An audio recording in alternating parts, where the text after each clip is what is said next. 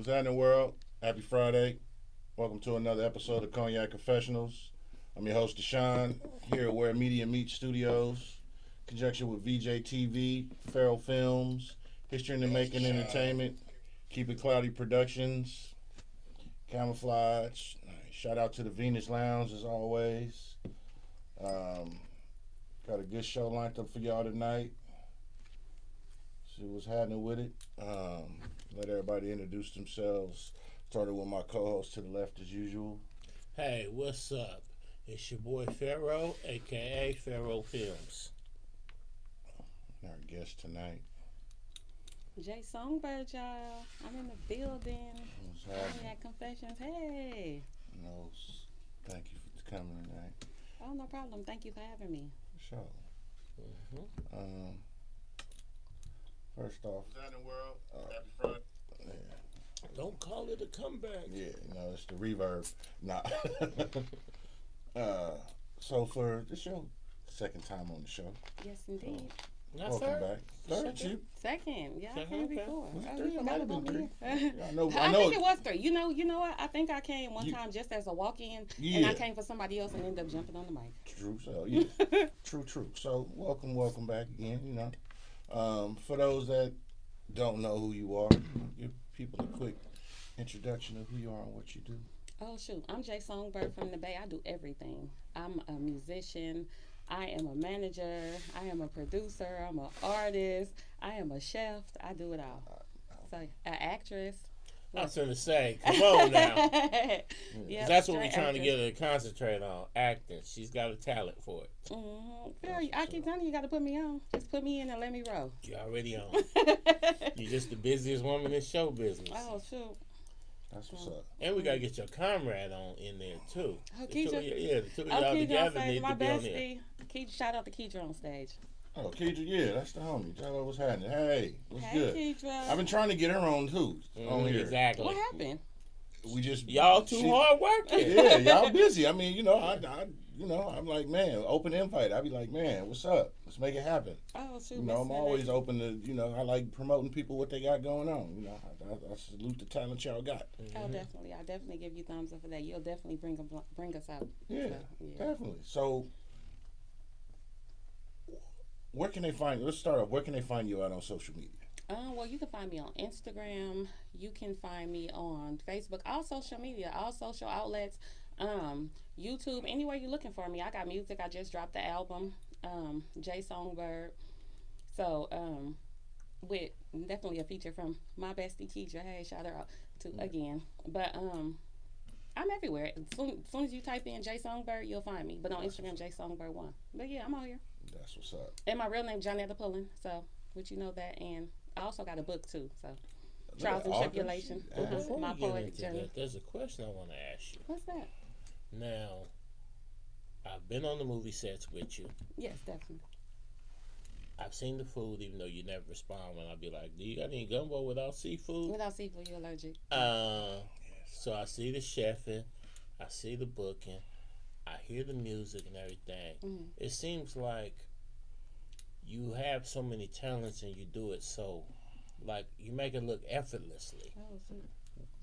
What's the secret behind that? Do you grind 100 hours a week behind the scenes, or this is just natural, or what's the deal? You know what?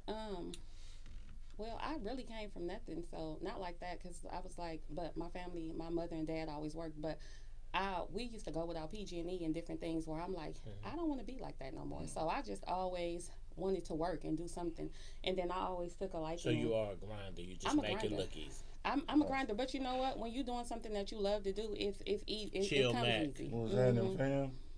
So yeah, that's what I do. And you're an entrepreneur too. Entrepreneur. Yep, I own my own business. I live life most of the time off of my own crafts. Were working for me, so I love it. But yeah, I work hard. I took my natural born talents and just changed it and decided to make money off of it. So that's what I do. So I dibble and dab here and there, and I get paid off of me. So you get paid for being you. That's the American dream. Yes.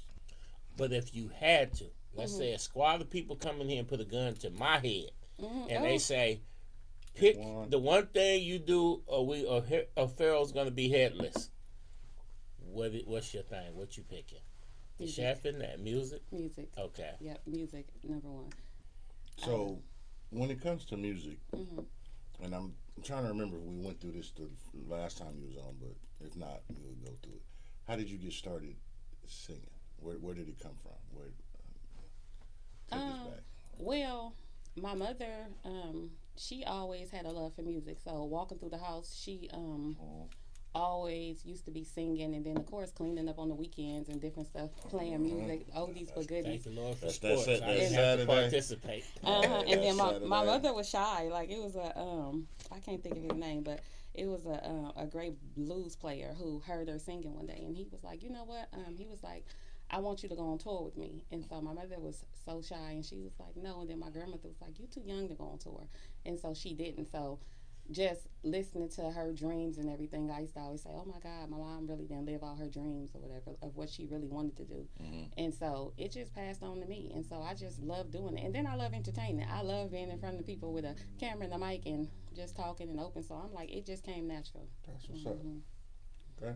Yeah. So it was like junior high, elementary school, talent shows. I used to do talent shows like when I was 5 years old. So I used to Oh, you an OG for real with it. And then my grandmother used to have like a little juke joint bar. You remember back in the days, like she used to have like when you walk down the stairs of her house, she had like a whole bar set up where it looked at like a real life bar. And so she used to throw parties and everything. So we used to be looking downstairs, me and my sister. Granny was with the activities. And so we used to be looking and then sneak down there. They used to be like, go upstairs, but we would keep coming down and then all of a sudden make up a dance move. So everybody would we would catch their attention. And so they would just look and be like, okay, y'all can stay. And we'll be dancing and stuff. And then they'll be clapping, giving us money and stuff. So the OGs will be, well, what's that dance that youngsters doing? Go do that dance. That ain't nothing but the bus stop. Well, I guess I was a stripper then. But no, yeah. So yeah, that's how that happened. And then I just took a love into it. And then we used to always pretend to be like TLC, Mary J. Blige, all the groups and stuff. And it just was something that I loved. My sister and them not so much, but to me, I was like, I love this. So. Okay. Now, when did you turn pro? First start getting into the studio and dropping professional songs? When I first ever got in the studio, I would say I was about 17 years old, 16. Okay. And then from there, just learning the whole logistics of it, I was like, oh, okay, this is how it goes. So I just started booking my own studio sessions and everything. So, yep. Okay, so you've been a go-getter. I'll say so. Look, don't pump me up. Okay. That's what's up. As far as, because you said producing, and so you playing instruments, or are you just behind the boards? I play a little bit, but when I say producing, I mean to the point of I'll write a song and then I can't actually like just play the music, but what I do is I'll go to someone who is a producer and I'll do my song, either sing it or rap it, and I'll tell them the instruments I hear that I feel should go with it, and then we'll sit there and I'll do each part, and then they'll make a beat based upon my song. So that is a producer. That also gives me the hint of that you're a person that you don't wait on people. Oh no, I don't. I can't. You know what? Waiting will get you left and looking silly every time. I saw a meme on Instagram the other day where it was a man who was maybe about 15 or so, I'm going to say, but he was very young, and it was like when you sit around and wait for something to happen, and then it showed him standing next to himself as an old man with a time thing ticking, showing that he was still waiting. And I'm like, that was the perfect picture for me to see. Like when you wait, don't nothing pass but time. Yeah, let that be a lesson to y'all out there listening. For sure. Do not, now, projects, as an artist myself, projects are always great when you're collaborating with people, right? But don't collaborate, but don't wait. What does Proverbs say? If you want to get there fast, go by yourself. Right. If you want to go far, go together. Right. Teamwork make a dream work. Now, I've been blessed. Like, for instance, when I be on these movie sets and stuff sometimes like this, right? My man here will show up for no other reason than to just add a calming presence to it. People like, oh, you shooting today? He's like, nah, I just came to make sure everything is good. You got to have people that you got to have people that you collaborate with. But early in my career, I used to sometimes wait on people. And when they wasn't sincere and they don't come through, now everything gets fucked off. Right. Mm-hmm. So always look to collaborate, because all these things are collaborative arts. Yeah.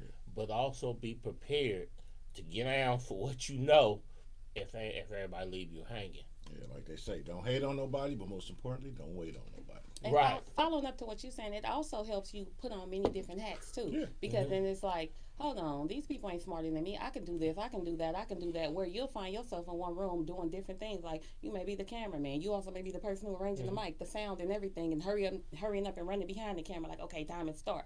Even if you're doing it from a remote, like okay, but it's like, man, it teaches you a lot waiting on somebody. And one of the things as a woman, having various knowledges on putting things together, can't nobody sell you no dream. Oh, for sure. Because you know the mechanics. You've seen the wizard behind the curtain. You know what I'm saying? Because unfortunately, I'm telling you, we're gonna do this for you. We got you. right? You I know, just need you to come holler at me after the set. I mean, cats even try to sell me dreams. I be like, blood, you can't sell me no dream, because push come to shove, I can think it up, write it, direct it, put it all together. So, but, a lot of people be like, oh, I'm just an artist. I just want to show up and do the art. But in the independent game, You gotta have. even if you don't got mastery of certain things, you got to have at least the fundamental knowledge of it. Because, like I said, people will take your money, not deliver.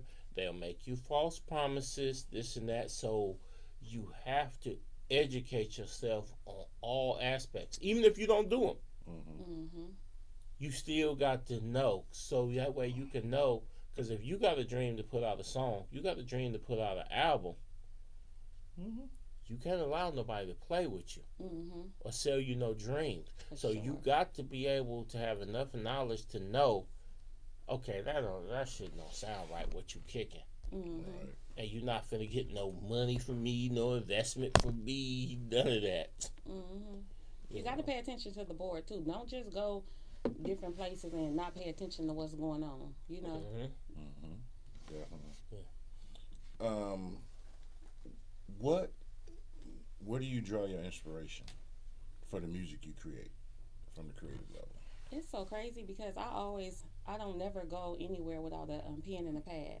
So I can get my inspiration from anywhere. Like you could say the right word to me and I'm sitting up here and I'm like, oh my God. And then in my mind, I always thought I had a little bit of ADD because I never was diagnosed, but I'm like, my mind be wondering 1,000 times. So you could say the right word to me and I'm sitting up there and I may be sitting up there talking to you and then a song may be going through in my head where I'm like, I gotta write this down because as quick as it comes is as quick as it'll leave if I don't hurry up and jot it down to live in that moment right then at the time. So I get my inspiration from everything. It could be a picture on the wall where I'm like, oh, city lights or whatever, or something somebody's saying, or if something just teed me out, pissed me off or whatever, then I'm like, you know what? And instead of, or like my inspiration come off a reaction that I didn't do, and I'm like, let me write it down, and that's my therapy. Okay. Or I'm like, that's gonna help me. So I used to be so embarrassed to do that, and right. then I get home, and these great ass ideas I done thought up. What was that? And I've lost so many great ideas. So now I have no problem. I think of something, I'll pull out my phone and be like, oh, hold on. Immediately. And leave myself a voice note. That's real. That's real. You ever had that happen to you? When you had this great ass idea, and then when you got home to write it down, and you be sitting there like, I've had ideas. I've had ideas of things and kept it. Like I said, everybody has $1 billion in their head. You just got to figure out how to get it out. Oh, definitely. $1 million at least. Facts. Superstars have billions. Now, have you ever had an idea you didn't follow up on? That's what I was going to say. And then later on, you see somebody do it. That's what I was going to say. Thought that up. I've done things where, even in junior high and whatnot, because you know me, I'm heavy into video games and shit, to where I did concepts of video games, even with toys, Transformers and shit, where I had concepts and shit, and I had people who could draw. I had them draw the shit out, and I didn't pursue it and whatnot. With video games, everything. And now you look at the video games, I had cats that be like, nigga, you was in junior high. You was already in high on school that. Pitching this shit. I used to send shit to Activision and shit as fucking 15-year-old.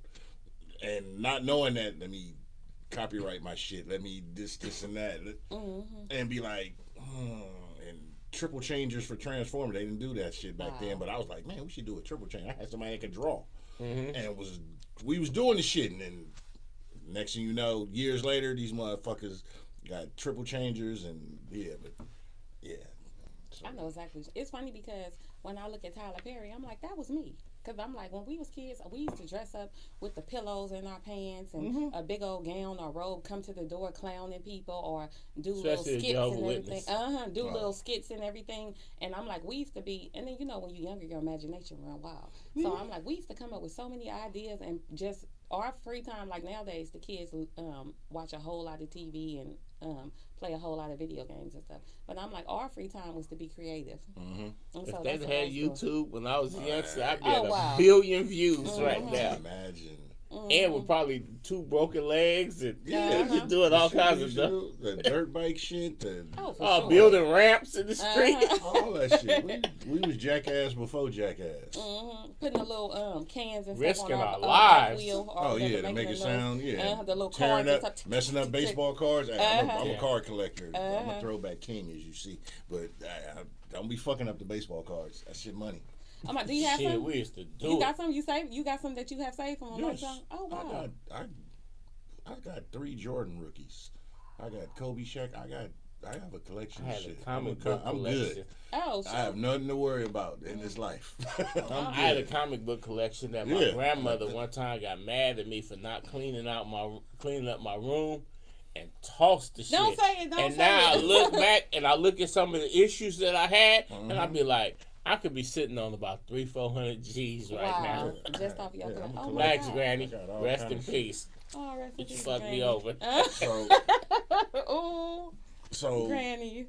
like you said, funny books. That's what you call them. Yeah, you can get inspiration from anywhere. So, Definitely. What is your lane, or how would you describe yourself as an artist? As an artist, Your music. As an artist, you know, it was crazy because I really didn't have a direction. So I was feeding off of what was going on at the time. But I guess what was going on in the world? What was going on in the world at the time? Like, for instance, if I'm hearing somebody talk about this, I'm like, okay, well then I got to talk about this. I got to stop until I found my own lane where I'm like, I'm content with me.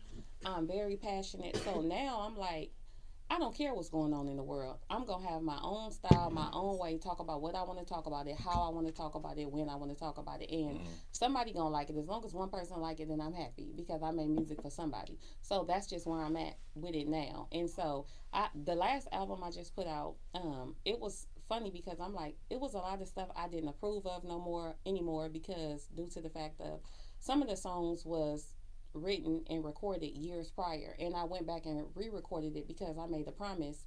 Rest in peace to my sister. When she was alive, she was like, you know what, she supported me and paid for some of my studio time. So I was like, I have to put it out. But I'm like, where I was at that time, I'm not there no more. But due to the fact of that, I'm like, I still have to put it out. Shout out to White House. So now I'm somewhere different. So I'm like, my new music is finna be totally different.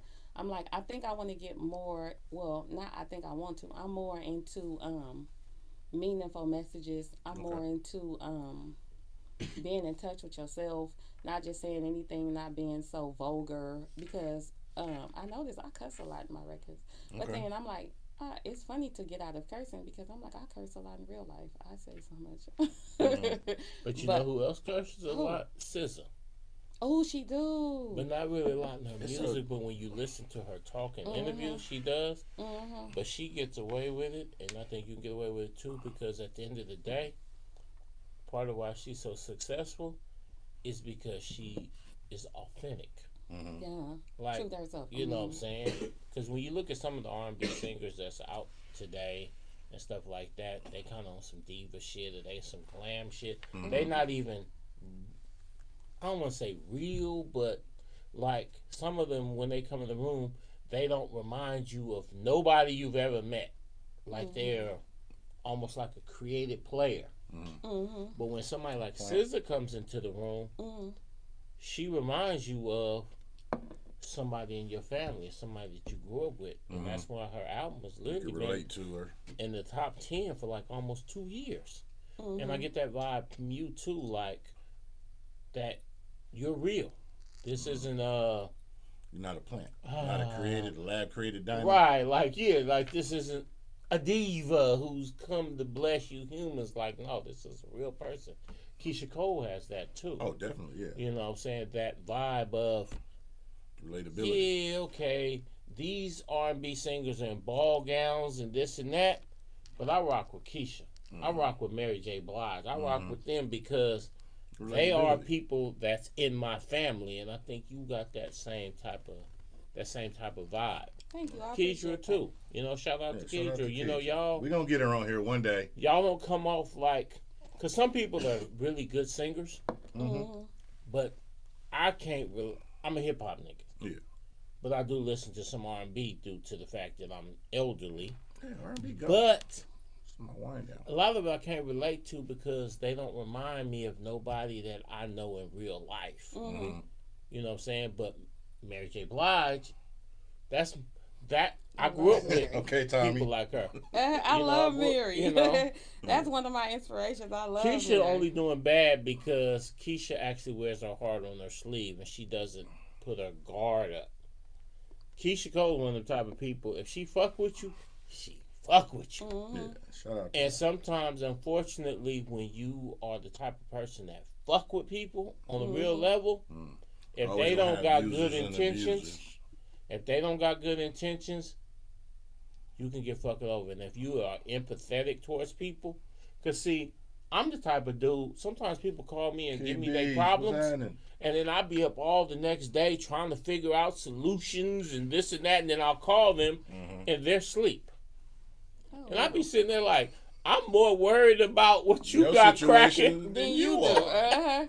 Yeah, but that's because I'm an I can't empathetic want it person. more for Right. you than you want it for But yourself. I done took on your burden. I'm stressing. That's an impact. I'm worried. I'm trying to figure out. I'm calling other people, trying to call in favors, whoop. And then when I call you, like, hey, I done figured something out. And you like, oh, yeah, that's right. And I'm sitting there like, man, I could have went on about my business. Right.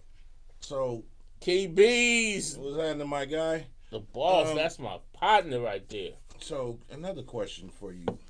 Because, I mean, we into the singing right now. We're going to branch into your other stuff you do. But with singing collabs, how many albums you put out and who have you collabed with? I collabed with Mr. Fab. I collabed with... Shout out to Fab, who's doing a verse special right now. Oh, shoot. You better tap in. I collabed with Ray Ryder. I collabed... Dirty Mackin in the house. That action. I got this new single... I gotta go to work with Ray Ryder on something because you gotta work with him. He did a scene in Hooker Boy. Shout out to Hooker Boy. Shout out to my boy. Hooker Boy had a series, and Ray Ryder did a scene where he played the preacher, right? And I was sitting there on my couch, chilling, because I was really just like, I'm gonna watch it and support Hooker. But he did the preacher role. He captivated you. And it was to the point where, in fact, when I saw him at Tommy T's when we did that premiere. And I told him, I said, hey, man, you a true talent, man. Oh, you know what I'm saying? You know, like, you a true talent. Because, I mean, the way he nailed the part, I was like, okay, this cat can act. This cat got some talent. So shout out to Ray Ryder, Dirty Mackin. They've been paying their dues in the town for a long time. Oh, I want to say Brookfield, right? Brookfield. Yeah, you know what I'm saying? Yeah. Hopefully we can get them on one day. Hey, oh, definitely. He was going to come with me, too. He had a video to shoot at 7 o'clock, but yeah, he was going to come. You know what I'm saying? So, shout out to Ray Ryder, that whole Dirty Mackin movement, you know what I'm saying? Because I love tapping in with cats that I know is really from that and really been putting work in on that. But that, if y'all ain't seen Evolve Season 1, go check it out. You'll really be impressed with it. Shout out Hooker Boy, too. Shout out Hooker Boy. Shout out to Hooker, man. Hooker Boy's been on here Hooker a few Boy's times. a real That's one. He's been really out here in the trenches for a long time. For a very long time. Yeah, you got to pay homage. You know, history ain't no mystery. I like cats that, even if I don't know you, if I mention you to somebody else, they be like, oh, man, that's dude. I need your G files to be able to be verified. What did Russell say? All the real ones know me. Oh, you don't know me? Yeah. wrong with you. Oh, look, yeah, if you ain't heard nothing about me, that's why it'd be crazy because it'd be certain people who come out of certain places and they claim certain places, but how come nobody heard of you? Right. Like, nobody heard of you, nobody can verify you or vouch for Even you. if I don't know you, Somebody if I gotta get know to you. talking to my folks, somebody should say, "Oh yeah, I know blood." That's such and such, or that's such and such family, Right. or somebody like nobody, or like, man, he ain't. If your history is a mystery, I don't trust you. It's gonna be a little hard Because to you can't convince have existed around here. Because as big as Oakland is, you've met somebody, you've done somebody, so it shouldn't be hard to figure out who you are, and it shouldn't be hard to figure out how people feel about you. Because Oakland one of the type of towns where a nigga will say, I don't fuck with blood, but he cool, he be doing his thing. So I could be like, all right, you don't fuck with him, but you acknowledging that he do his thing. Right. If don't nobody acknowledge that you do your thing, Something I don't know.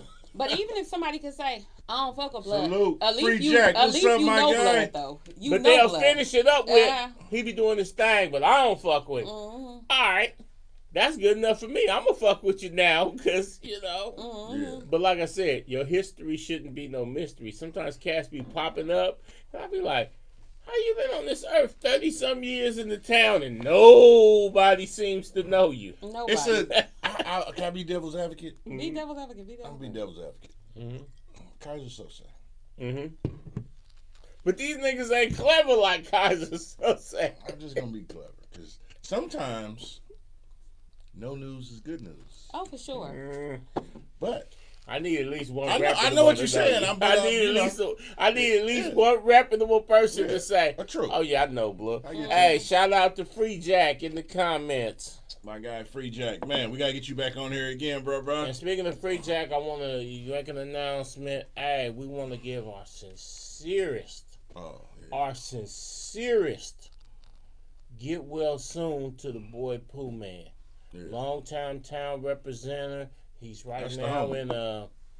he's in a bad space physically. He up in that hospital, but Get well. they're saying things are starting to look good for him, and so hey, shout out to Pooh Man, get well soon. And just like in the case when Hook had that situation, Hook Mitchell had that situation.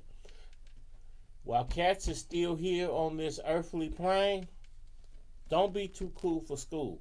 Give them their flowers. If you like what they've done, you recognize the things that they've done, let that cat know. And if they doing a show somewhere, an exhibit or somewhere like that, man, even if you can't make it, get on Eventbrite and buy a ticket. Support things. You know what I'm saying? Don't be sitting around with somebody past. Oh, I loved him so much. Like tonight, when I leave here, I'm going over to the Rooted for a tribute to Saphir. Yeah, I was just about and to say I see, and I ain't trying to start no mess, but I see a lot of cats giving love for Saphir. Rest in peace. But man, Saphir really could have used that love while he was here. Yeah. Exactly. Shout you know what I'm saying? So, you know, I'm finna go to the Chop Black. I'm going to the arm. I'm finna go to the memorial tonight over at Rooted over there. Yeah. I might ride over there. Yeah. And I see all the love And and is it outpouring. open for everyone? Yes, it is. So come out if you can. Yeah, Come out and you show gotta some make love sure, at yeah. Rooted. I was gonna plug that. Yeah, definitely tonight is Free Jack says he's doing better, and that's a blessing because that's what's up. Good. Pooh, hey, we used to rest in peace my cousin Biaggi, but Pooh Man used to be over my cousin Biaggi house, and we used to kick it, man. And we, matter of fact, Dave got footage. We all in the back hanging and shit, chilling. You know, it's just matter of fact, it was Pooh Man's birthday. We was over there one day, and he's always been a cool ass dude, man. So always. So you know, I it's don't want to always give my love. age, but I go back to fucking with that. Yes, he's the cook. Yes. Yeah, you used to have the lemon pepper. Lemon pepper. That's lemon pepper. I got a plate for him. Yes, that is my cousin. That's why I keep Selfish his beanies up here. He's with me forever. Free. You know the love goes both ways. Now speaking of cooking, that's a perfect segue. You be posting up dishes sometimes on Instagram, and I be like, damn. How did that come about? Your chefing skills. Something come from the family, or is this something you just jumped into? Look, that goes back to my grandmother too, because like my grandmother, everybody used to come. Everybody used to come to her for food. Like, she used to make the best fried chicken, gumbo, and everything. And so I used to just sit back and watch. And I remember I used to want to cook, but I was always the baby. Not the baby, but in my time, as far as my older cousins, and then after me, it was like the younger ones. And so therefore I used to just look and be like, oh, I want to cook. So when I first started cooking, I had to be about maybe 12, and I remember I made a tuna sandwich from what I felt that I saw my grandmother and my mother and stuff doing. And I remember I gave it to my sister and my cousin, and they spit it out. I was like, this is disgusting. This is the worst tuna sandwich I ever ate in my life. And I'm eating it, and I'm like, it don't taste that bad to me. And so from there, I guess my life goal mission was to prove them wrong that I can cook. So from there, I'm like, I'm finna see. So I just kept cooking. Hey, and that cooking, motivation to prove That a was sibling motivation. wrong. Like, Hey, that motivation to prove a sibling wrong can fuel you. oh, sorry. Hey, right, Duck. I know, yeah. Pooh Man used to live on East 19th with Wild Bill. I Shout know out murders. to Pooh Man, a real Shout out to Pooh representative. Man. Fucking Rest with in that. peace, Wild Bill. But man. he getting better. Welcome home, Jeff. Yes. Okay. Free Jack just said in the comments that he's doing better. Yeah. And I know somebody had posted up the other day on Instagram that he was, he was woke. So it was, That's know what I'm good. saying? That's Because good. it was real bad at the beginning. Mm-hmm. Hey, And his daughter actually went kind of bad on Facebook on a lot of cats that was using his misfortune kind of the clout chase. And capitalize off it. Don't Because Yeah. because Don't do that. sometimes when you say, even if you being sincere, you gotta look at the optics. If you saying, like for instance, I'm always reposting things that he does. I'm always liking things that he does. So if some unfortunate misfortune comes to him and I says, hey, he needs prayers, you can know it's for real. Yeah. But there's some people, I got thousands of friends on social media. Mm-hmm. And some of them I probably ain't had no interaction with years, right? Mm-hmm. So if something bad happened to them and now I'm all of a sudden, man, look out for the homie and whoop-de-whoop, it's a right for somebody to say, you ain't been mentioning this dude, so people can question. So that goes along with the lines of, like here, right now, give your folks their flowers. I know we can get caught up with life, we can get busy, but one of the things is that if there's somebody that really is important to you, if there's somebody that means something to you, this and that, What's up? let them know and let the world know. Yeah, nothing wrong You know what I'm with saying? reposting, Don't wait sharing. till some terrible thing happens to them and now you leading the, oh, I wish things was better, or I wish we'd have had more time. Yeah. No, don't wish. Make it Like happen. tomorrow is Saturday. It's the weekend. If you ain't got no plans, tap in with somebody that you ain't tapped in with a minute. If it ain't no more than, hey, blood, I was thinking about you, man. Everything been good with you. Yeah. Just stay tuned with your people. Because I've had siblings that passed away, and I'm literally, years later, you know what I think about? Damn, I wish I would have linked up with them more. You know what I'm saying? I wish all them times we were supposed to get together and I flaked. I wish I would have. Right. And stuff. So I got a lot of regrets in that line. So I'm speaking to y'all on a sincere level. Yeah. Fuck with your people. Check on your folks. If you don't do nothing but send a text, let them know you're thinking about them. Fuck with your people, man. Check on your folks, man. Because them regrets when you sitting there late at night and you staring at the ceiling and you wish you would have all that, it ain't nothing to play with. Hey, for real. And life be life, and we getting up in age, like Right. next week for me, Right. 50. Next week. Just think about it. When the last time one of y'all made a new friend? It's crazy because why recently it's funny because I always was a tomboy, so I never did really the girl thing. But I do have a couple of female friends who I love and been my friend for a long time. But it's crazy because When the last time you made a new friend? I know, that's what I'm trying to tell you. Like, I recently made some friends, and I'm like, and I mean like some, and I just, and the thing is, I'm really, oh God, I don't use that friend word so loosely, Yeah, but I'm right. like, for the most part, for friends. now, I'm like, I think that they're friends. Because I'm like, they've been so genuine where it's like, When I last time you don't made a want new nothing friend? from you, or hold on, you cut me off. I'm sorry. Look, I don't want nothing from you, and you don't want nothing from me. So I'm We gonna just say friends. probably about maybe 8 months ago, where I'm like, and they've been rocking ever since. But if you do something that I don't like, then you're not my friend no more. So let's get that straight now. But for now, you my friend. Shout out to Ray Ryder. You just came on. Pharaoh was just talking about you. Tell him what's Hey, happening. shout out Hey, to you, look, good brother. They You're thought they true. needed Pat, to pat know. him around too. hey, we'll have you on the show one day, fam. It's all good. Hey, hit me a Pharaoh up. It's good. Carte blanche. It's all good, man. We When all the last about time you promote. made a new friend? Straight up. Well, you know, on my endeavors in life, I meet people all the time, and I don't. You meet people all the time. Oh, But here's like the I've thing, met yeah. a million So, associates. Exactly. So, friend and associate and in passing, you know, there's levels to this shit, like with anything. So it people become friends. You can meet somebody that's cool and be like, okay, I know them in passing. But friends, I have friends that I've had for years, and they're not friends; they're actually family. You know, Definitely. and there's because there's boundaries that you don't cross, and there's thing. You know me, I'm a real disciplined type dude when it comes to a lot of shit. So friends, I don't have a lot of friends. I have family. You like me. I don't use that word too loosely. Yeah, I like, don't, because it's somebody I'm cool with. I know you, okay, in passing. You folks. See, folks and friends are two different things. Associates, yeah, like. There's associate, there's folks, there's friends, there's family, there's loved ones. You know. All right. And then I don't like when people say that. Like Call Round my Trip family said, my friends. If fourth I grade, say we you go family, back. we I got wonderful. people I go back 40 years, Oh, for sure. 40 plus years. I'll be 50 next week. You look good for 50. Thank you. Well, 49. Let me not rush the hit. 48 plus 1. Fuck the Niners. Hey. We just gotta keep it Motherfuckers is 100. losing. Gotta keep it 100, We man. I gotta don't keep like it saying 100. that Look at number. my son. He I like. don't like saying that number. Don't fight him. 48. Don't fight him. Look. 48 plus You'll 1. be all right. Yeah, 48 plus 1. But that's some real shit. So, back to your cooking real quick. Back to the cooking.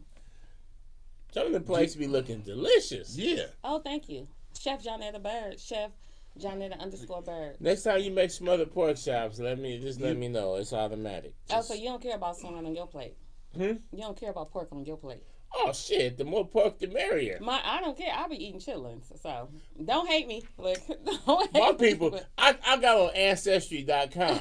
I traced my people on my mama's side and my daddy's side all the way back to slavery. We indigenous like a motherfucker. Hey, So, right, Free said. I'm with it. Free just said something real Lucy, in Gabby, the comments. hey. Yeah, for real talk, Free. I feel you on that. And coming to when you was talking about, as far as food, man, people clout chasing when you. Free Jack is on And real you shit. gotta think about it. You know, I'm gonna play devil's advocate in this part of the conversation. But we're gonna get back into your cooking. But when it comes to No time. you got the algorithm. My daughter's talking about bake my pork chops. Pork is You better not put no baked pork chops on my plate. I'm sorry. You'll see me act a fool. No, with gravy. with the algorithm and everything. Because like you said, you got a lot of friends on social media. You know, you all do, but we don't see everybody's posts. Exactly. No. And you try to interact with people, you know, like somebody could say, man, you don't ever share and like my shit. I don't ever see your shit. Same way I can sit here, and this is a legitimate, real conversation. I can sit here and right now and be like, man, I know so many people, but how many of y'all share my shit? And that's how people get mad about things, you know, and they feelings about, man, nobody shares shit, and they go on their little social media rants, which I'll never do because, yeah, we don't do that. But you get people that do that type of shit, and it's like, it's not always the fact that they're not sharing your shit. It's like they don't see it because of social media, the algorithms and shit. So you gotta really, you gotta dig deeper and think more on a conscious level of maybe people ain't sharing your shit, you know, because they don't be able to see it. And now something comes, for some reason, the algorithm comes up, hey, man, such and such doing bad. Hey, man, shout out to my folks. So you got to think about that because that is a real possibility. So that's exactly like you saying, Free Jack, I'm with you on that because that happens. I can see something on my feed that I'm like, damn, I ain't seeing old folks in hella long. Hey, what's happening? You know, but that's the world we live in right now. So you got to think about that. No, but you know what? The crazy part about that is, it's funny because I got a business page. So it's funny because I'll post something and I'll get where I can see the actual people who's saying it, not name by name, but I'll get like 10K views and then I'll get a whole lot of shares, but the likes don't compare. to the point where, so you took the time to press the arrow to send it to somebody else, which when you have a business page, you can see that, but you didn't like it. And I'm like, the thing about it is, this is me. Like, say like if I don't even know you like that, or even if I do know you or whatever. The thing is, I respect if you doing something, because there's so many people doing nothing. You talk about people that's homeless, you talk about people who lost their way, you talk about people who doing drugs or whatever. But why you can't sit up there and it's not gonna hurt you to press one little poke. The same poke that you took to share is the same poke you could have did to I hate like people it. poking. Dudes, don't be poking me on Facebook. Don't but that okay, shit, don't poke. that shit is poke, going but against still, yourself. Like it don't me. hurt you to like. And then when I see Yeah, like if I'm like getting is a 10,000 like. views, Don't poke and then me. I sat there and saw that it was 500 and something people that sent my post to somebody else, but you couldn't like it. And I'm like, what's up with that? And everybody ain't hating. And even when you just said that, what you said as far as, okay, sometimes you don't see as far as the algorithm. I get that, because it's a lot of people who their stories don't even come past my views when I do tap in, when I am on social media. So it's not like that. I'm here to support, share, of anything. If you can, I'm not one of the ones that say, don't send me nothing. Send it to me, because if I'm looking through my messages and I see you sent me something, I will like, I will share, I will repost it. I'm all here for support. I'm here to support you. I can attest to that. So yeah, you send it to me. I may not see it just on a regular day, but if you send it to me, I'm gonna repost it, because I support anything and everything somebody doing, as long as it's not rape, violence, or something like that. Because I love to see our people win. We print money, so therefore it's millions and millions of dollars out here. It's enough of us all. It's billions. It's enough of us all to get it. And on that note, on the funny thing is, I went to Lil D's white party, right? Now I keep my fellow Sag, you know it's Sagittarius. I keep my personal. Happy birthday, Lil D. His birthday. I keep my personal life ridiculously private, to the point where people can't figure out something. But I was feeling good, and I posted a particular picture with someone that's very important to me at the white party, because we were there together. Okay. And the picture had like 30 likes. Okay. But it had 90 comments, shares. Oh. It had like 30 likes, 2-3 comments, but it had 90 shares. And I'm laughing because I'm looking at the insights and I'm like, oh, y'all didn't comment on it. You didn't like it, but you damn sure sent it to hella people, I guess, on some, oh, look at him. And I thought it was hilarious. I'm like, how 90 people shared this picture, but only 30 people liked it? Well, that meant it was some people that was like on some messy shit, like the poke. Look, because I know it's been some people been trying to figure out what's going on with me, but I keep it very vague. But on this particular moment, it was a celebration, and I was like, "Hey, this me." And I guess some people was like, aha, we've been trying to figure out what's going on with dude. Internet sleuths. You know what I'm saying? But that goes back to what he said. They'll wait till you pass away, though, to sit up there and be like, oh, and then get the posting pictures and, oh, I loved him, or oh, there, and try to be there, or whatever. Like, give me my flowers and my roses while I'm here. I can smell them now. Exactly. That's why when anybody come on the show, what do I tell them? Hey, I'm giving you your flower. You on the show. You look at me in it. I'm a fan of what you do. I appreciate what you're doing. Thank you for doing what you do. Salute. I tell you in your face, in person, because we don't see each other. We both fat, so I get it. Hey, I'm big bone. I'm fluffy. Yeah, but don't give Tommy no ammunition. Hey, what's up, Tommy? His favorite Tommy daughter. Don't give Tommy no ammunition. I support my cousin Ruby Q's too. He got a business. Okay. So, and he used to be right here on Fruitville, but now he do catering and everything. He sell barbecue and everything, Ruby Q's or whatever. I don't know if you ever heard of him or whatever. He used to be right there on Fruitville, and I think like East 12th or whatever. But now he do catering. He's all over the place. I love it. Shout out. You know, I cook too. You know. So now we on I cooking had to taste some of your food. Hey, so what's your specialty? Shut up and eat. No, shut up and eat. What's your specialty? That's what it's called. Shut up and look, eat. I'm like, I thought you was... No, that's what it's called. Well, bring the food when I here, cook, it's called shut up and eat. Okay, so what's your specialty? Anything I cook. Okay, so brisket. Like, what's the best thing Why he talking in that circles? Brisket. I do brisket. I love brisket. I barbecue. I cook. Same thing. From watching aunties, grandmas, you know, shit, and knowing I was raised to, you know, and this is playeristic shit right here. Y'all gonna get this at 3 in the morning. Ooh, here come the player You ready shit. for the sauce? women, most of the top chefs in the world are men. Somebody said salmon is hella dry. Whose salmon is dry? This nigga laughing. That's my brother. He laughing. He's joking right now. I was gonna say. Yeah, he's joking. Look, We not fucking with you right now, nigga. But stop hating. this nigga can cook too. But I've always been a humbly cocky nigga. That's my other term. But I cook. So if you dating or dealing with a female, you can cook hella good. They like, oh shit, this nigga can cook. So I was always on that. These niggas ain't doing that. So, but I cook with love. So it's called shut up She and gonna eat. get ribeyes and wings. And So- you don't need no fucking sauce with me. my meat. No sauce. So when did you first start cooking? I've been cooking since I was in elementary school. 2 years ago Okay. for me. Junior high. I've been same thing. I've come up from eras where I used to make what's called quesadillas. When I was a kid, I didn't know it was quesadillas because I was like, nigga, this is what I'm doing with tortillas and cheese. And they was like, go to play like, that's a quesadilla. I'm like, nigga stole my shit. You know, but My significant I've other always can't cooked. cook her way out of an open door. So a couple of years ago, I got frustrated, and I started cooking because I always saw grandma on them, and I realized that there's nobody on earth that can put together a ribeye or some chicken wings like me. Yeah. Like I do egg rolls. I make a lot of different shit. I was in there cooking some wings one day, and I looked up and I said, "God damn, you's a bad motherfucker." I got a casserole. So are you guys in tune with the air fryer, or that's not what Yeah, you use? I have an air Okay. fryer. And so Nah, it's I have funny. one, but I have an air fryer. I'm a traditional I still cooker. have I'm never used traditional. it. I have never used my air fryer. I've It's used never my air used fryer. it. That shit is Is it a when you- microwave? I put shit on top of it. Mm-hmm. So I use my air fryer because I'm you got some shit you want to just throw in there quick. I've made fucking ribeye steaks in my air fryer. And how was it compared to if you made it? on my grill? Mm-hmm. This Both nigga is- wildin'. It's still good. Yes. Oh. This nigga I'm wildin'. not, hey, yeah. Ribeyes in Tender? the air fryer. Yes. This nigga wild. I'm telling. Hey, do I lie? You Hold know on. I ain't go front. How, but how do you like your steak?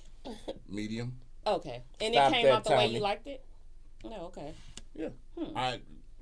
I got my air fryer ain't cheap, but the one I got. No, well, But I use it. ours ain't neither. Look. Yeah, but My shit is cheap, Oh, well, you cheapy. Well, I you got- stand over there then. Because mine, not mine. I got a big grill. but I ain't have really use it, so it don't even matter. I That have shit's a a coat rack. 5 foot. I have a 5 foot smoker. You know, so I'm a griller. I do all. I'm that about shit. to make I a host- file cabinet into a smoker. Like I said, my dream job was, well, actually, I want to be a psychologist or Cause you made a hell of a brisket, and I Yeah. want to I challenge you. know. Yeah, Oh, okay. I does that. That's We still a brisket that's challenge. That's a 12 plus hour cook. And how many of you niggas can dedicate 12 hours of your day to cooking something and You making can't. sure it come out? I'm just saying, nigga, I'm good at it. No, you made a good point because the point you made was you said that your meat is good without sauce. Oh, Because sauce is a. I'm- Yeah, So- go don't ahead. get me wrong, I love sauce, but I'm the type of person where let me offended. dip my own sauce. I'm offended.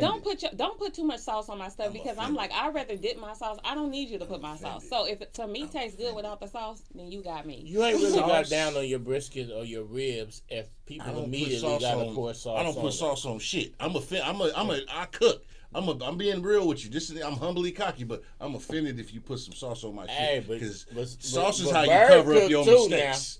Bird cook Okay. too now. We Pretty gotta Asian give her a credit. Pretty Agent I've Anderson. watched, yeah. No. I gotta see. You know what? I gotta come up with an idea, a concept based upon what both you guys eat, and then bring it one day. Mm-hmm. Because like when I make my gumbo, I already make it with every ingredient that unless I was to take yours out before I added Just the one seafood. time we need a non-seafood one. It's Yeah, 'cause crazy he- because you know what I he's do no make seafood. that I always do it on the side. I make a vegan gumbo, and it comes. No, we with- don't want vegan. We need all the sausage But and the all that vegan good. Yeah, he do the pork. See, I don't do pork. No, the so. vegan gumbo is so good though. But this one I'm gonna do before I add the seafood and everything. Then what I'm gonna do is You do hold the on. pot- You'll do the take pot the and sausage and the chicken, Yes. and that's fine with you. Okay. Yes. Do a separate pot. Like my wife. Now I she ain't makes asking you to gumbo. do nothing special for me, No, it's but not I'm gonna be asking special. you to do something No, special it's for not. me. It's not gonna be special because the thing is, I No, do, go and like- humor me Yeah, and say, yeah, it's special Oh, for you. I got to go on my way and do something special for you. Thank because, you. know that's gonna take Thank a you. long time. It's gonna take me. If all I my ain't way, nothing but else, gonna I'm do all it. ego. I'm gonna do it for you. In fact, you can easily fool me and get over on me by just pretending like it was a special hookup for me. So when I go out my way and I make him this gumbo, I want him to critique it and be honest and come say it on Cognac Confessionals. Oh, you got that. And then for you eat gumbo. Everything in it, seafood and I everything. don't do pork, but yeah. You don't do pork? Oh no, that's another thing. They saying pork. One thing about me is I use all beef links in my gumbo due to the fact that I know there is a lot of people who don't eat pork. So I mean, if you really don't eat pork, I'm looking at you funny, but I'm fucking with you too, though, because I love everybody. But you don't eat pork, okay? No pork I eat at all. the shit out of pork. Here's the thing. I haven't smoked since I stopped smoking cigars in February because I was a super chain cigar smoker. I spent a lot of money on cigars. Oh my god! But oh my god! So I got I got a palate for dry salami after I stopped smoking cigars, because even in junior high, I used to go to the corner store from Roosevelt, because I went to Roosevelt in them Dubs murders. We used to get, $5, give me some dry salami and get some few slices of cheese. I was one of them kids. I never ate hoghead. I ate hoghead cheese before as a kid, but that shit is even gross. as a kid, I saw hoghead cheese and said, like, fuck that shit like jelly guts, but no, it's nasty. But but I can cook. I can make ribs. I can cook everything because it's muscle memory. When you're good at what you do, you just do it. So I can make ribs and this and that, and I don't even taste it. People be like, dude, they be like, motherfucker, you eat this shit. How you just? I'll be like, nah, dude, I don't. I can cook it. I'm good at what I do. So I feel you. And for people watching, always know that when you're dealing with pork, it's always a little bit saltier than all the rest of the meats. Because pork is naturally salty. So the thing I was gonna tell you is it's crazy because rest in peace to my sister again. She her birthday was just November 15th, and so she would always get a cigar for her birthday. So I end up going. I'm like, this year I'm gonna get a cigar for her. So when I went to the cigar shop, I didn't know what kind of cigar to get because I'm like, I don't do the cigar thing, and I tried to smoke a cigar before and damn near killed myself. Oh, you must have you don't. I'm like, so you don't inhale. So you don't inhale, you just you let it go across the palate, let it go across your tongue, your palate a couple of times. Performative. I was heavy-handed. I mean, I now, haven't smoked you drag the since shit out of that. Get all the menthol out the joints. Even though, speaking of menthol, I've got another shipment I just sold out. I got another shipment of menthol cigarettes that'll be here probably next week. So y'all tap in with me. So I got a question. Thank you, Alameda County. Ooh. I got a question in the comments for you. Round Trip says, do you know how to make your own barbecue sauce? I do make my own barbecue sauce. Everything, it's a lot of stuff that's made with vinegar and tomato paste and everything. So vinegary barbecue sauce is a Kansas City thing. But, Kansas City do get down on the ribs. If you've ever get a chance to get to Kansas City, don't cheat yourself while you're there. Memphis and Kansas City, if you ever find yourself there, but don't go do the celebrity shit downtown. Go to the turf in Kansas City. Hole in the walls. Not Kansas City, Kansas, but Kansas City, Missouri. And if you're in Memphis, go to the hood. And if the building is made out of aluminum, I promise you're going to get some life-changing barbecue. Now, there might be some shit going on across the street, but...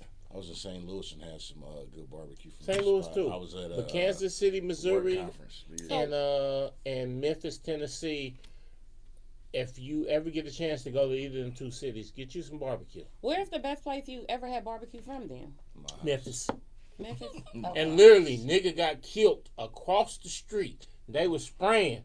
I was in Orange Mound. That's a part of Tennessee. Yeah, Orange Mound. That's Orange Mound. MJG. Niggas had a gun battle. And we sitting there like this. It was me, Boots Riley, Pam the Funktress, rest in peace. E-Rock, and we like this. So when niggas get through shooting, it's a nigga laid out over there. We finna cut. The nigga behind the counter is like, you don't want your food? And we like, it's a nigga dead across the street. And dude was like, yeah, but your barbecue is right here.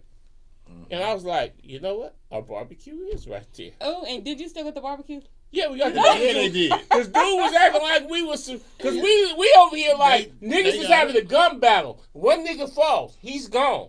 Ooh. And we like this and like, oh, they stopped shooting. We need to get to the car. And dude like, you leaving without your food? But we on some... We got to get the fuck out of here. Right. And dude was like, but your food is right here. Get your food. And I'm like, y'all don't see this nigga over here dead? And he like, that ain't going to change the... Your food. You And paid we for got it, the food, and I hate to say it because there was a brother that literally got killed across the street. but it was good. And Pam, rest in peace, Pam. Pam cracked a joke and said, "It's a shame dude had to die, but this barbecue is hella good." Oh, wow. And I was like, yeah, but I didn't want to be on the same page as her. But in my heart, I was like, yeah, this is some good ass barbecue. But yeah, no, Memphis, Tennessee.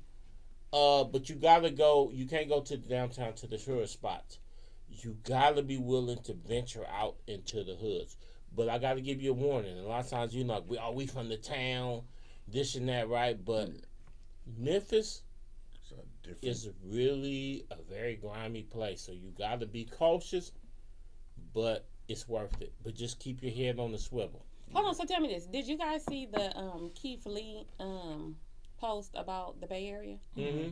And did you see the A recent lot of one? people seem to be mad at him. No, but what did you see the recent one where he was saying he went to the Tenderloins? And Yeah. So what do you think I about was that? looking at it on Twitter today. Yeah, I didn't see it on Twitter, but I saw it on Boozy Brunch page. So what do you think about that?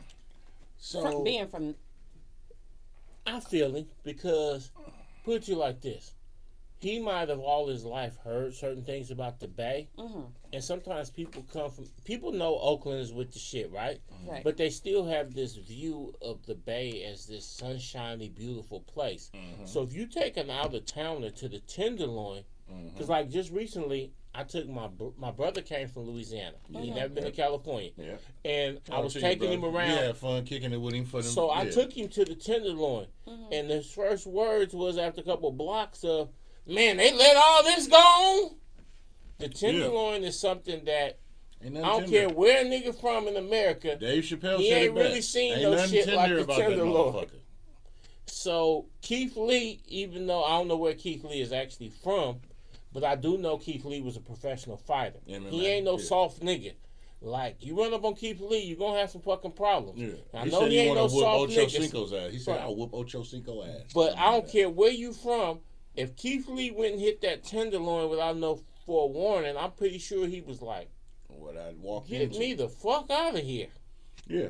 And he had his family with him too, so I know the nigga probably like, man, hit the locks, nigga, get us up out of here. you know what? I'm from the Bay Area, so I'm like, I'm not really too opposed. Like, I'm from Brookfield myself, and so therefore it's like I've seen a lot. So therefore it be certain places where they be like, oh, it's dangerous, and I'm like, this everyday living for me. Right. Like when you people be like, oh, you going there just was a shooting or whatever. I'm looking like I was that place where the shooting took place. You know what I'm talking about? Like the people who shooting ain't still there. And don't get me wrong, like danger is danger, but I'm like I'm so used to and accustomed to it. It's like this. I grew up around this, but I have been to San Francisco, and I didn't saw like homeless people, like mattresses on the side of the and I didn't been to good jazz clubs and stuff where it's like homeless people doing drugs and everything. Well, I'm looking like, wow, this is what it's came to, where it is scary. Or I can kind of see where he coming from, but I'm like, I guess I want to know, like, where were you brought up at? And then I'm not gonna never say he's soft. But he's not, like I said, he's a fighter though. He's not a soft dude. Yeah, that's what I'm saying. And he hit the Tenderloin and was like, oh, I got to get my family to safety. And then when you with your family, safety is everything. So you know it's different from when you. But then I also want to know who referred him there. Right. You know, and who sent Keith Lee to the fucking Tenderloin? That's the $1 million question. This the double-edged sword in that situation is because us as the melanated community, we always look at when people come to our areas, they don't go to the inner city spots. They always go to the quote unquote safe shit, and it's not a true representation, right, of the area. So I get the people that be like, "Hey man, check this spot out." So like, I'll give you a quick one. But the flip side though is I'm not gonna send an out of towner. I know, I get to that. certain places if I'm not gonna be there with them. Yeah. True, right? You know? So. You're right, but here's walk the and thing. Talk them through, like okay, you 2011. And if something jump off, I can get active and make sure that they get up out of there. So I'm gonna give you an example, prime example. 2011, my job sent us from here to LA for a month, right? We was out on loan. Didn't y'all go to Hawkins Burgers? I went to everywhere. Like, but we was in Compton. But if you're a Compton nigga, you don't go to Hawkins Burgers without a nigga with you. But here's the thing: we went to Mom's Burgers, right, on the Alondra. Mom's Burgers in Compton. And this is as a nigga living in South Central, you don't go on Alondra without a nigga with you. we didn't. We was out there hanging. But Mom's Burgers they do the hand roll. Ooh. If you and I'm just keeping it a buck. Hand roll, Shout out to seasoned. Canary. What's up, Canary? You know what I'm saying? And if anybody know about the hand roll, Exactly. You fit exactly. Because, I mean, even the spots here, and I ain't going to name them because they, I ain't going to hate, but they not hand rolled. Them pre-frozen patties are, what I'm saying? But the hand roll. Shout out to Shake. So that's where we went. And we was a bunch of us. You know who I work for. So you have 8, 9, 10 company trucks 2-3 times a week. Anything on the laundry is dangerous. But we there. And they be like, y'all not from here, huh? We like, nah, I'm from Oakland. But we in our company trucks working, But we went to where it was good. We went to R&R, M&M. We visited the spots where it was good. So we didn't go to the bougie spots or we went to where it was. I mean, we doing working hours. So if it would have went down, it went down. You know what I'm saying? But we was good. But so I get that part where you out of town somewhere and you visit the spot. So I wouldn't have sent blood though to the Tenderloin. We went, and it was because one tech went and hit. But hey man, these motherfucking burgers is the shit. Man, y'all need to come. We like, oh for real. Next thing you know, you got 13 phone company trucks. We at the spot. Like man, what's up?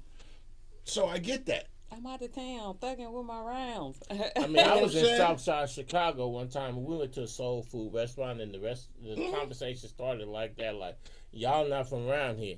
And dude ended up saying, his partner was ready to go, and dude said, nah, let's stay here till they leave to make sure that they dumbasses is good. Because they was feeling like we was dumbasses for even being in that section, and they literally posted up and then walked us to the car and was like, we gonna follow y'all to the freeway, so when y'all get on the freeway, we know you good. Yeah, because it was a type of spot like shout out to rest in peace to P&B Rock. He went to a Roscoe's that niggas in LA say you don't go to that. It's 4 or 5 Roscoe's. You're right. But niggas is like, example, what would possess a nigga to go to that one? We didn't know no better, so somebody sent us there, and niggas that was local took a liking to us and was like, niggas was like, we gonna guard y'all until y'all get to the freeway. Yeah, I would never do no shit like that. Tell me this. Is there, like, for instance, me, when I said what I said as far as, like, I'm from the hood. I didn't had shootouts happen in front of me. I didn't been, like, where stuff just happened. So, like, is there a point where you say, I can't go certain places, or it's certain places where you be like, I can go anywhere. I'm not that don't bother me. If I'm by myself, I'll go anywhere. It don't matter. It could be in Watts, it could be in Harlem, it could be Carroll City in Miami. But if I'm with you or if I'm with him, then I'll put some caution in where I go. Right. But me by myself, I'll go any fucking where. I don't give a fuck. If they say the food is good over there, I don't give a fuck. It could be 40 niggas standing out front looking roguish and crazy. If I can't don't give a fuck. I'm out. But I'll circle the block twice. If I can't find a park, I'm out. If I'm with somebody, even if they with the shit, they could be with the shit.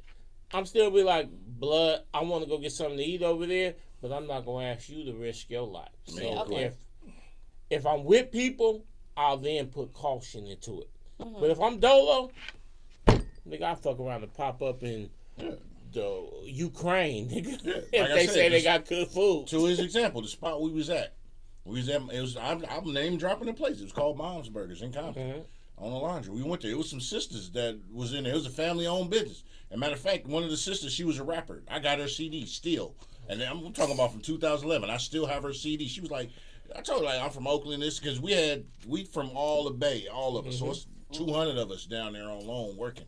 We stayed down there for a month working, fixing the shit. There's 2 places in Compton to get burgers. Well, actually, one is in Watts. You got Mom's Burgers, he talking about in Compton, and then you got Hawkins Burgers, which is in Watts. Now, if you're not familiar with Southern California, if you're in parts of West Oakland and you cross the street, you in Embryville. That's how Watts and Compton is in some places. So in Mom's Burger in Compton, and you got Hawkins Burgers in Watts. But both of them places is famous for, if you go there and niggas say, oh, you a tourist, you ain't from around here, niggas will then make it a point to Verge upon protect you. Mm-hmm. You know, OG niggas will be like, you ain't from around here. I'm going to make sure you good. And niggas will literally protect you while you there, unless you on some J-Cat shit. But if you ain't on some J-Cat shit and niggas peep you ain't from around there, because LA niggas got a telepathy. They'll immediately spot when a nigga ain't from LA. you know, the way they dress. Same way. You know, people be like, oh, the Bay in LA. But no. A Bay nigga instantly stands out in LA. Real niggas in LA be like, hey, where you from? They'll spot you immediately that you ain't from around there. But one thing they'll do, real recognize is real. Niggas will literally make it a point to be like, hey, while you here, you good. Just don't And a nigga will not leave with his food to make sure you good. Yep. Absolutely. And that's one thing I be mad about the Bay, though, because in the Bay, niggas be like, oh, you ain't from here? They Call up your people.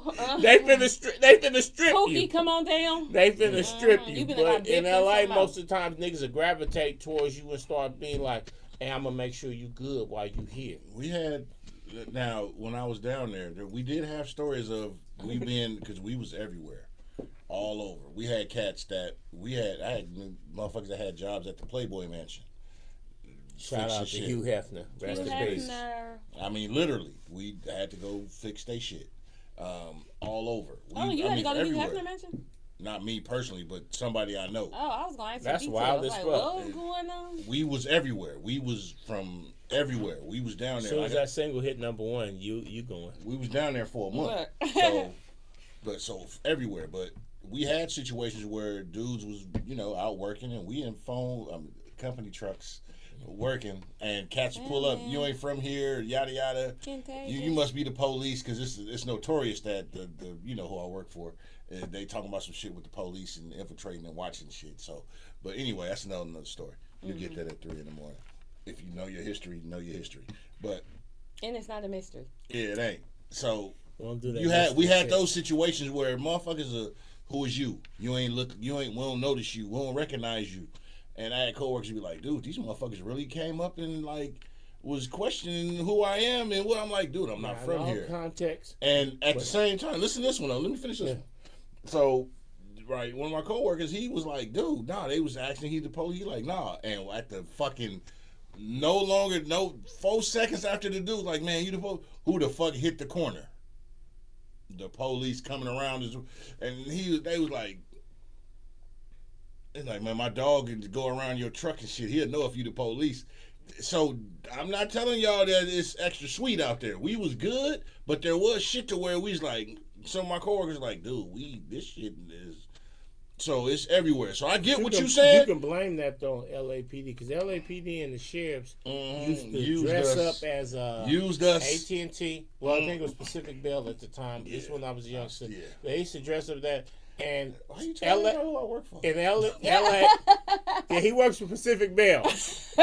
On now go Google that. But no, they literally used to dress up as Pacific Bell, and a lot of people don't realize in LA you don't have PG&E. You have Con Edison. So if you get to talk about your PG&E bill to LA, some niggas don't know what the fuck you talking about. Right. Con Edison is the thing, but LAPD and the LA sheriffs used to dress up and as Pacific Bell, this and that, company and be up on the thing. But what ended up happening is that sometimes utility workers would come to the hood and niggas would be like, nigga, that's the police, and pop them. Ooh. Exactly. So they had to go to LAPD and LA Sheriff and be like, do not disguise yourself as us. You making the block hot, huh? Yeah. Excuse me. But because they was literally risking niggas' lives. Yeah. So pretending to lay that, I'm gonna come in your house and lay some cable to put some bug in there, and niggas be like, I ain't falling for that shit again. But actually, you actually come to lay some cable, and now nigga pistol whooping you because like, nigga, who is you? Exactly. So you had experiences like that? As far as the other one, as far as like somebody actually wanting to cause you physical harm?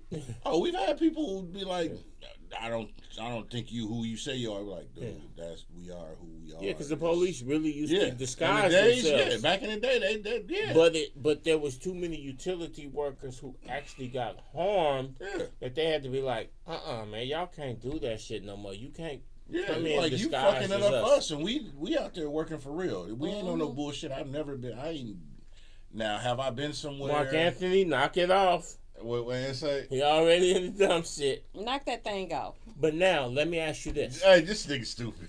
We done covered the music. We done covered the chefing. Mm-hmm. Let's go to my favorite part of your career. Go for it. Acting and being on set. Tap in. You've blessed a couple movies. You've been in some series. How do you feel about your acting career so far? I love acting. Actually, I got a certification in theater arts, so that's definitely a big part of me. Like, I done did a few commercials. I don't remember. I done did them years ago. But I love acting. It's funny because a lot of people be saying I'm dramatic, which I don't see it. Mm-hmm. But I'm no like, comment. But I keep telling Farrell, like, just put me in and let me roll. I'm like, I love acting. You gotta put me in some more stuff. I'm ready, and I'm gonna show up. I mean, today I showed up a little bit, 1 minute behind time, but I'm gonna show up. So. And Aliens in the Hood is where you played the preacher or you played the church lady. Will be dropping January 28th on Tubi. On Tubi. Shout out to Tubi. And I played a good part in it. Definitely check me out. I was a preacher lady. Mm-hmm. Who could believe? But I was speaking that word. Mm-hmm. Yes, she was. Mm-hmm. Didn't even have to look at the Bible to. She had it in her already. Mm-hmm. Although at first I came dressed inappropriate to be a preacher lady. It was appropriate to me. Look, but, yeah. Maybe you're just a modern preacher. Mm-hmm. Well, you told me to come back different.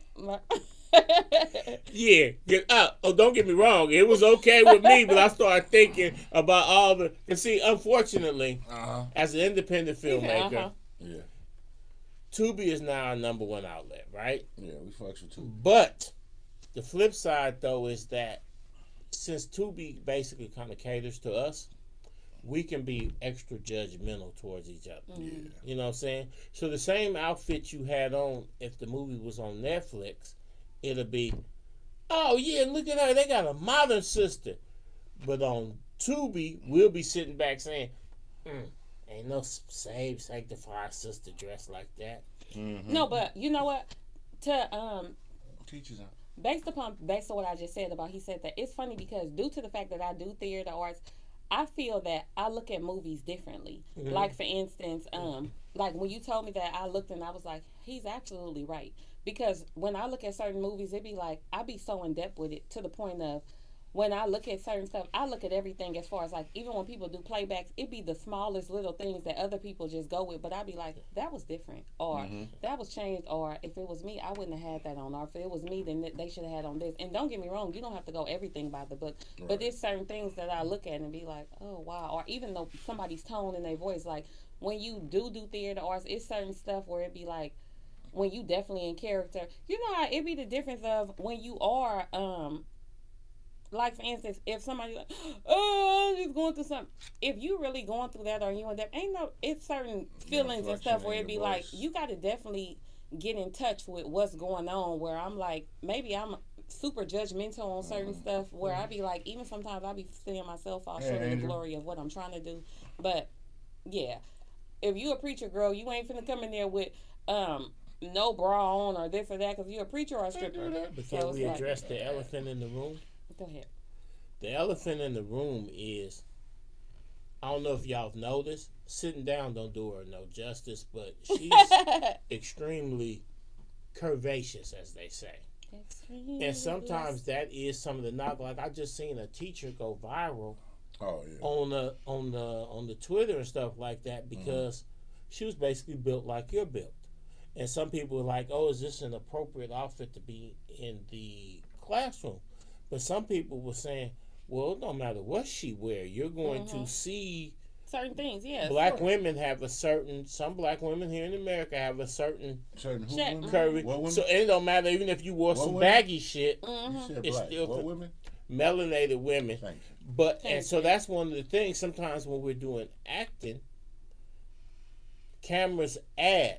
So if you come into a mix and you're already curvy, you're gonna look like pow, and people gonna be so anything you wear is gonna look like that's what she's wearing. But are you gonna starve yourself down to a size 0?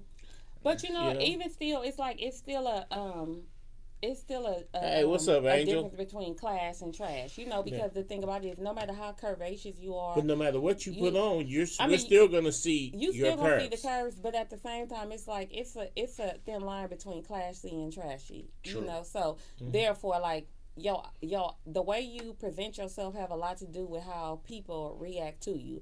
So therefore, like if you know you curvaceous, when you curvaceous, you know that. So how you come and present yourself means a lot. But if you come in as a certain character, then you're supposed to come dressed up to par and take that very seriously. And whatever somebody what somebody perceive out of that, that's their own, you know.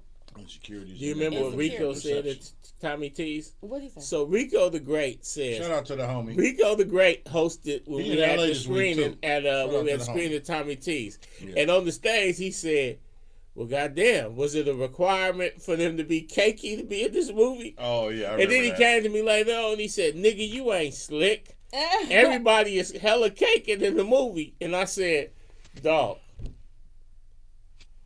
she was dressed conservative. That one was dressed conservative. Hell, she was a Bible study leader." I said, the curves was going to be there regardless of what the character was. And sometimes they do knock black actresses for that because they want everybody to be a size 0. And sometimes sisters show up basically with some curves and they'll say, "Oh, she's too big," or this and that. And you really 130 pounds, which is not big. But nowadays, thanks God, in the modeling world, it's okay to have a little meat on your bones. Actually, shout out to J-Lo and Beyonce because they kind of made it acceptable to have some curves. I'm gonna one up you on that. Salute to just natural selection because curves has always been acceptable. Do not put to it me on, as well too. Do not put it on them two that you gave the props to do it, making it mainstream. Fuck mainstream. It's always been a like, for instance, all these years I had grown up that Queen Latifah was this massive chick, played power forward and this, that. I would see Queen Latifah in real life and I'm like, this chick ain't big. Oh, really? This chick ain't big at all. Okay. You know what I'm saying? But I do understand that the camera do add something to it. And then, if these chicks is all size 0 and you show up, it's going to be, oh, goddamn, she must got to be ill and all kinds of shit. And you be like, no, nigga, you guys got to see me in real life. But by the Hollywood standards, and if these other chicks over here, like, literally weighing 106 pounds, you showing up looking like a normal sister is going to look massive compared to them. But Tubi, platforms like Tubi allow us to be seen, so that's why I be kind of mad sometimes when niggas be hella judgmental, because sisters who got some body to them, this and that, can star in movies on Tubi. You can't star on a movie on Netflix like that. They'll automatically be like, oh no, she's too big, she got to be in the back. And you'd be like, well no, in real life, if you turn the camera off, she's not big. So tell me this. Do you think that a pretty face and a nice body get you further and rather it can get talent? You through the door. Get you through the door? Okay. But talent will keep you in there. Okay. True, because to your question, here's the thing. So if you're a pretty woman with a nice body, don't be embarrassed because that can get you through the door, but it ain't gonna keep you in there. Yeah, visual, because especially depends on who's controlling the storyline and who they want. So, and I'll just speak from devil's advocate on this role as usual. As you know, it's my role. I play devil's advocate. So for men, we're sightly creatures. We're visual. So men will say, "Man, I need the curvy women. I need the women that do that brings the appeal, the sex appeal." I'm not knocking thin women. But if slim, she can't thick, act, you ain't gonna keep her around. Exactly. So you can have women who have the body to draw the audience of the motherfuckers. Just like, ooh. But hold on, before you answer that question, let me tell you this: are you attracted to skinny women? I'm not.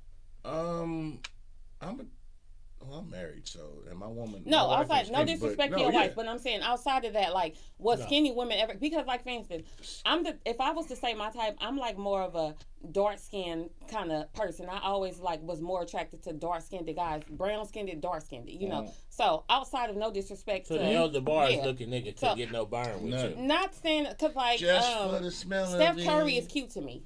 But it's not nobody who He I'll like be like, alien to me. oh my God, he's so fine. So the point of me saying that is before you finish, Yeah, no, I was yeah. going to say, like, just off based upon your type. Like, skinny women is not really your thing. I mean, not now because, No. of course, you married. But But no, before- I will speak. I will remove myself from the marriage and say that I like all shapes and sizes. Mhm. You know, You gotta be thick to fuck with me. I know I love thick. I love something to hold on to because I'm a fluffy dude, but I love something to hold on to. Mhm. And at the same time, once again, I'm just speaking, arbitrarily. Mhm. You can pick somebody up and walk around the room with them. It's a different type of thing. You know what I'm saying? You get that at 3 o'clock. I get tired easy and I'll be wanting to watch ESPN, so I don't want to walk around. There's something about doing But that like type of even in shit. your case, when I first saw you, Mhm. I was like, "Ooh, she cute. Ooh, she thick. We need I to like get her in here." Yeah, mashed But potatoes. once you showed up, and I saw how you interacted with other people, you were very pleasant to work with. Mhm. You was prepared. You was professional. That's why I keep calling you. Right. The first call was, she cute. She thick. Mhm. Let's get her down here. Yeah. That was the first call. Okay. That's superficial. But the second, third, fourth calls been like, okay, when she come on set, she pleasant to deal with. Mm-hmm. She networks with the other people very She plays well. well with She gets others. along with everybody. Yeah. She's prepared. She's patient. She really gives a serious effort in trying okay, what do you want the character to do? Yes. I'm going to do that. So, okay. So you're professional, you're prepared, and you're good people to be around. Mhm. Yeah. And that's why we keep calling you. Okay. You know Well, what I'm keep saying? calling me But then. the first Keep calling call me. was, man, Yeah. because she kind of hot. Yeah, The 'cause, second and third call's been like, hey, man, we need to get Bird up in here because Bird Yeah. good people. yeah, You see what I'm 'cause we saying? human. Oh, yeah, definitely. Go Yeah. way beyond You that. you see something that's aesthetically appeasing, you like, okay, yeah. Is what they say. Many are called, Few are chosen. but there's a lot of people that'll be running around and be like, man, Farrell and them never called me back. They be calling him, hey, what's up with Farrell? Be like, I ain't calling you back because once you yeah. got on set, you was a diva. You wasn't good to work with. You It's wasn't business. pleasant. You know what? Fuck it. And then it's crazy because let me tell you, if the crazy part about it is, females will bash males for saying that, Mm-hmm. for being honest, and then in the same Fuck sense, it. I'm old, so I keep it 100. I mean, as Yeah, you should, but it's exactly. crazy because females do the same thing. Like if you see a dude and you may see him in a bucket or whatever, not even knowing what he got, you may bash him or be like, I don't know, what do you this or get small with him, but then you see somebody else who's come up with a nice car, nice clothes, don't even know what he have, and the person who came up with the bucket may have way more than what he have, and you showing him more attention, ready to put him in position, or the person with the bucket may not ask you for anything, ready to take you out, do this or that for you, and be like this, that, but then you'll see somebody who have a nice car, nice clothes, and they'll be asking you for stuff. And it'll be okay with you because you're trying to get in their better graces, not even knowing. So it's a vice versa type of situation where, but the thing is, females is more emotional. So remember therefore, Do you remember when we shot a scene for Basketball 316 on 82nd? And there was this young lady who came. Daniel, courtesy of Daniel. She was a model. Shout out to the homie. And she showed up with her boyfriend. Oh. I actually made it a point that this was my first film. So I made it a point. I went around and told niggas, Flodge was there, this and that. Hey, niggas be on your good behavior. Don't holler at her. You know what I'm saying? Her dude sitting in the car. You know, like, nigga, You know conduct how some yourself, niggas right? Be like, So like, she dude, did the 'cause we scene, try but to keep towards it the end of the night, she seemed to be a little uncomfortable. So a couple days later, I hear her like, hey, thanks for coming through this and that. And her first words to me was, you niggas is weird. And she said, I was looking good. Now, y'all one of you- niggas wasn't clamoring on me. We was like, Exactly. we She said not one of you professional. niggas tried to holler, this and that. In fact, We y'all was professional. grinning in them other bitches' faces. And I'm sitting there like, well, your dude was sitting in the car. We ain't disrespectful. And this was We your first professional. time on set, so I told niggas to be professional. She like, oh, well, y'all niggas was looking, and I was like, I so think I remember your who that dude is, was in too. the car, And you basically was mad because niggas wasn't getting at you, niggas wasn't flirting with you. I told everybody to be professional. Mm-hmm. Yeah, we ain't And no you was on, disrespect. and she literally never came and fucked with us again. And I'm sitting there like, We're so quality we professional didn't get on her organization. jock. We didn't get on her line. She like, She needed what's ego. wrong with you weird niggas not hollering at me? Yeah. I ain't fucking with you niggas no more. And I was sitting there, I was so fucking baffled over that because Look, we tried to I be would respectful. think I would think that a woman show up and just think, yo, dude is like, I'm gonna wait for you in the car. You go do your thing, I'll wait for you in the car. And somebody tell niggas, hey, whatever you do, don't flirt with her. Treat her with respect. Make sure that she's. Respectful. So she I- wanted that attention. But why would you want that? And so I was like, and after that, I figured I was like, you know, when it comes to actresses and models, I can't fucking figure them out. Because some be like, do oh, too niggas much, need to be These niggas professional. over here doing too much. Right, but then someone be like, oh, I was on set for hours and nobody tried to holler at me or nothing. You niggas is weird. That And I'm speaks sitting there on the like, huh? insecurity and on the insane. How's be weird? You should have respected the fact that niggas was like, hey, y'all be on good behavior. Mm-hmm. Yeah, because I mean, Treat her properly. I can speak personally. I've been on sets with plenty of beautiful women Mm-hmm. throughout my years of doing movies, Damn, Mark Anthony. TV shows, anything I do with them. I've been around some very beautiful women, Mm-hmm. and I keep it PI. You know what I'm saying? Hey, what's happening? I'm married, so Yeah. I'm not true. But I joke around and whatever, you know. But it's never no. But that was actually a blessing because the last time we had somebody who was maybe a little over the top on set, and I said, hey, are you okay? And she said, oh, he's been making us feel real comfortable. We okay. We're good. Not me, but yeah. You know what I'm saying? We're good because I know what niggas you're was talking on about. good behavior. Oh, definitely. You know what I'm saying? So I'm like, okay. So I was just talking to, if you're a professional, We professional. then you appreciate Always. niggas being on good behavior. Now we've been on You know? set. Don't get me wrong, because he'll tell. I've been places where people have. I've felt like, don't touch me. Mm-hmm. I'm just being real. But now I'm not gonna blast you for the shit. Like Mhm. it's. I don't. You know. Right. I'm cool, dog.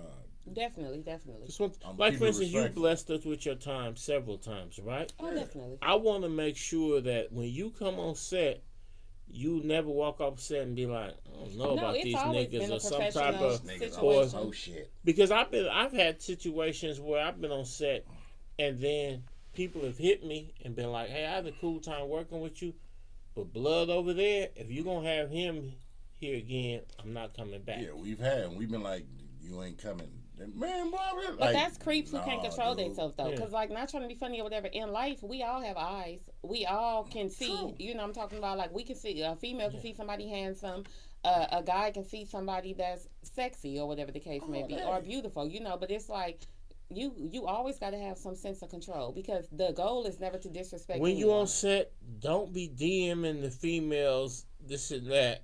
Whoop, whoop. And also, don't jump in her DMs and jump in her DMs and knowing they got to run lines together so they're both going to be commenting on how you're in their DMs. Don't, I always try to tell dudes, blood, I know you're a man, you're grown, this and that, right? But don't put me in a position where the females are coming to me saying, He's being. I don't extra. want to come back anymore if dude going to be there. Like the one show, The Shy, how the one female. Yeah, they damn She near bring ended her- blood career. She had to start bringing her dude to the Yeah, set. we don't associate with shit like that. You know what I'm saying? I respect and I like that we keep it professional and I mean But attraction. it's a is attraction. reflection on us because yeah, if a dude do make you uncomfortable, you will be able to come to me and be like, hey, whoop de whoop. But there's some women that be like, them right, we ain't niggas ain't cool. Mm-hmm. Yeah, come put holler if everybody some in a shit. box, Come definitely. holler because They we be like, I'm extra cool.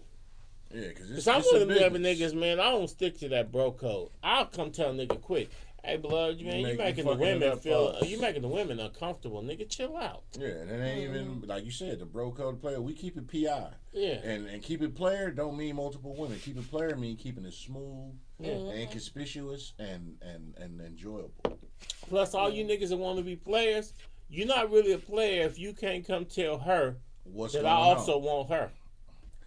Hey, In fact, if she fuck with you like that and that's really your level, because see, there's levels to this shit. And some of you niggas, Some of you niggas can't even. Some of you niggas is going 30% on the bills, nigga, and you want 2-3 women, nigga.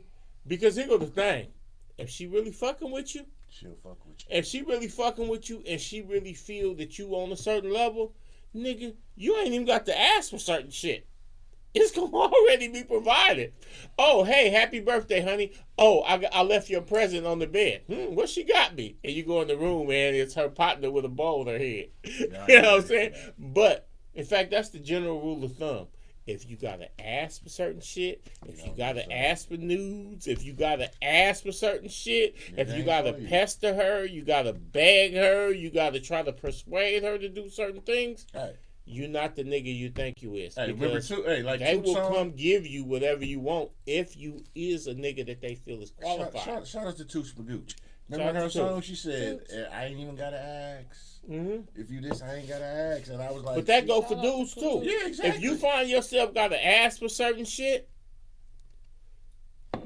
you're not the nigga. She love you, she fucking with you, but if you gotta ask for shit, because if you is the nigga that you think you is, if you really is doing the things you do, you ain't gotta ask for shit. She gonna give you whatever it is you want. Shout out to the universe. But the key words is you gotta be the nigga you say you is. You gotta really actually do the thing. You know, like we all know growing up, we all see hell of a niggas that do hell of a things. And communication too, because a lot of people are in relationships with people where they don't even know what the other person want or need. Right. So therefore, a lot of people have been in relationships for many years, and they don't even. And then it's funny because people start off nowadays. It's so easy to get in a relationship. Oh, I've been talking to him. We in a relationship. You don't even know what's that person's favorite color, what food they like. You don't know. You couldn't even tell that person what they needed or wanted. And then years. And then another thing I'm gonna say is that. Just not speaking on the dudes, but a lot of people get in relationships on superficial pretenses, like to the point of this person look good. You'll be in a relationship for years with somebody who you don't even know. Where it's like, what do this person want? What is the end goal? What, like, for instance, it's crazy because I'm like, the dating game is so crazy nowadays. I have a lot of single friends who date certain people, and so I wouldn't know. Oh, well then you safe. If you marry, you did the best thing, especially if you have a good companion who you love you and appreciate you and respect and understand you. Like for instance, a relationship with me is I don't have to be on your back. I will be, because don't get me wrong, I'm an investigator. But for instance, if you make me feel secure, it's not too much you can do with me not knowing you, that I know you not disrespecting me. I don't care what the world think. Like for instance, even when I just said no disrespect to your wife, like for instance, the kind of guy who you are, I don't personally just know everything about you, but you're not a disrespectful type of guy. So, which I can't say your wife terms of what's disrespect, but for the most part, like, but I don't know you. Yeah, as a woman, like you not the type that's disrespecting her from what I do know. So therefore, it's like it just be a lot going on. Like people will see somebody that look good, start a relationship, be in a relationship, and then be like, "Oh, things went on and this and that." Or if you never knew her to begin with, you never knew nothing about her. You just felt she looked good with females. You never knew anything about him. You don't know what somebody wants to surprise them with anything. There's always somebody out there sexy. We have human eyes. We see shit. I see women that look sexy. She can see dudes that be sexy. For sure. That's natural. So it's nothing to be worried about. It's I don't worry myself with that type. Hey, my sister Michelle is watching. How you doing? So I just got hit with a bombshell today. My granddaughter been calling me. Okay. I'm grandpa game type. So my granddaughter been calling me, but each time she's gotten off the phone, I felt like there was something else needed to be said. So today, her mother called me on Facebook Messenger. I'm like, okay, this is unusual. I'm like, what's happening? She messaged her and she said, oh, she got something she needs to tell you. Ooh. I already knew what time it was based on there. No, it's go worse. And she's like, she's pregnant. Oh, well, I knew you was gonna say that. And I said, and I'm sitting there looking at the phone like, so I say, okay. Your granddaughter? Yeah, just turned 18 in June. Okay, and I was about to say, what's the age? And now she's pregnant. So I say to her, I'm like, because her mother is ranting.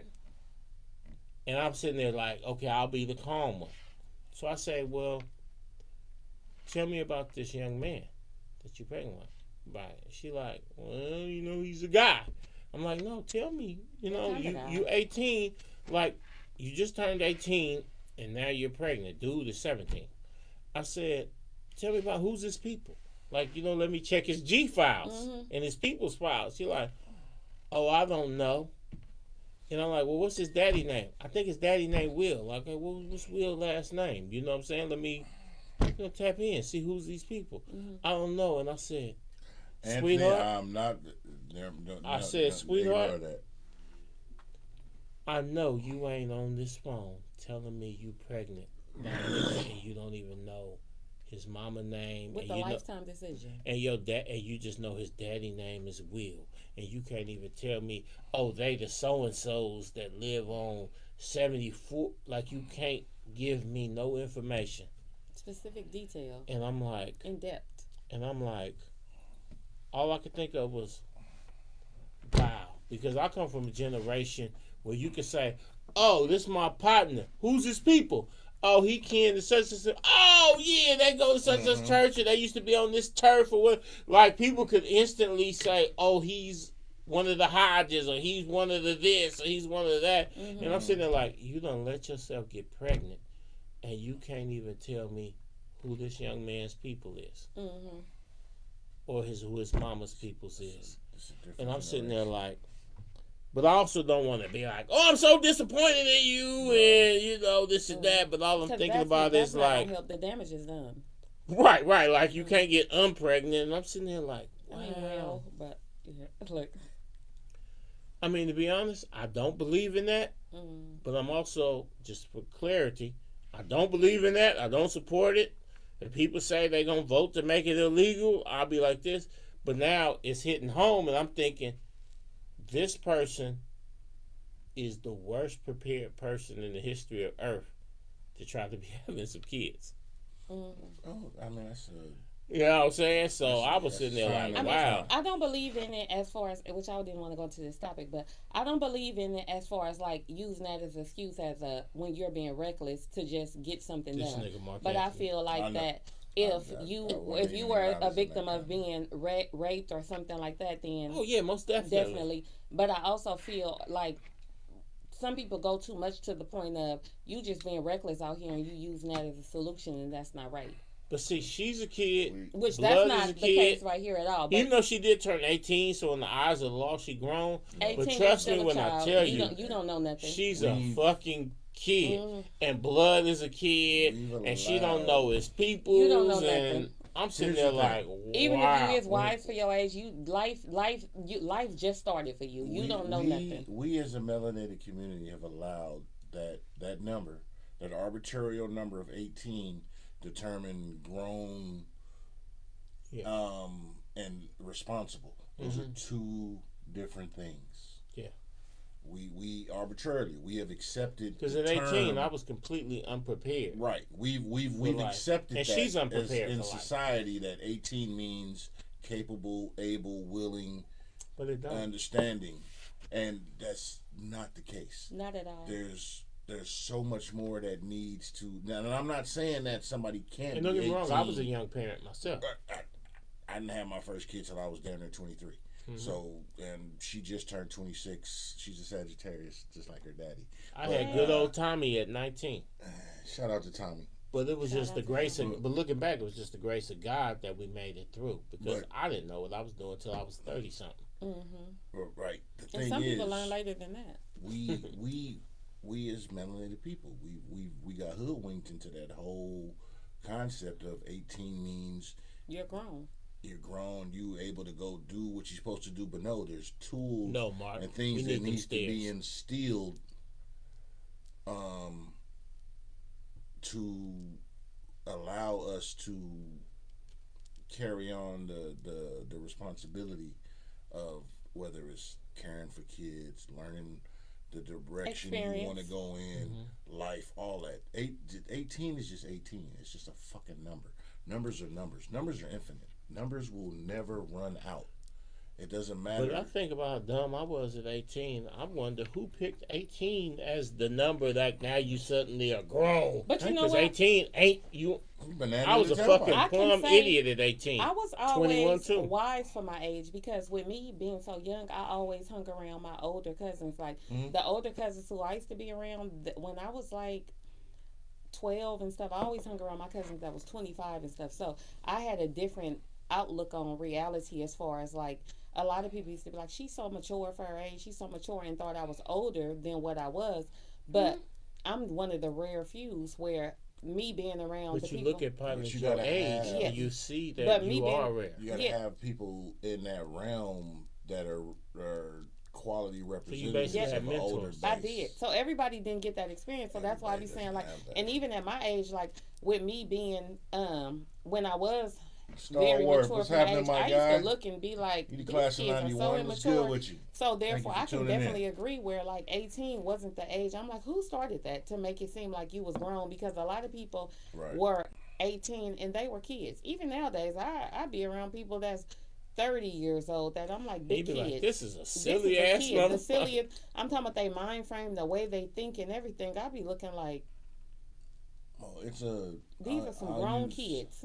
I'll use the word pandemic because pandemic is. No, but this before the pandemic. No, I'm using But the yeah. word. I'm using the term pandemic because pandemic is used in the terms of where it encompasses a whole lot of people, and this whole arbitrary concept that 18 means you're able to do all this shit. You can go to war, you can You're get not. 50 years in Yeah, prison, this and that. you can. Yeah, exactly. At 18, like my youngest is in college. I paid for his tuition now. I paid cash. I got it. But You I know, paid it. even though But- he's past 18, you know But he's no, not no, ready for selective the world. service. So this is the thing, right? So I remember when I was 18, selective service, that shit come, and my wife like, no, he not. And I'm like, no, that shit is what it is, you know. But not saying he's ready to do all that type of shit, but that's just what it is.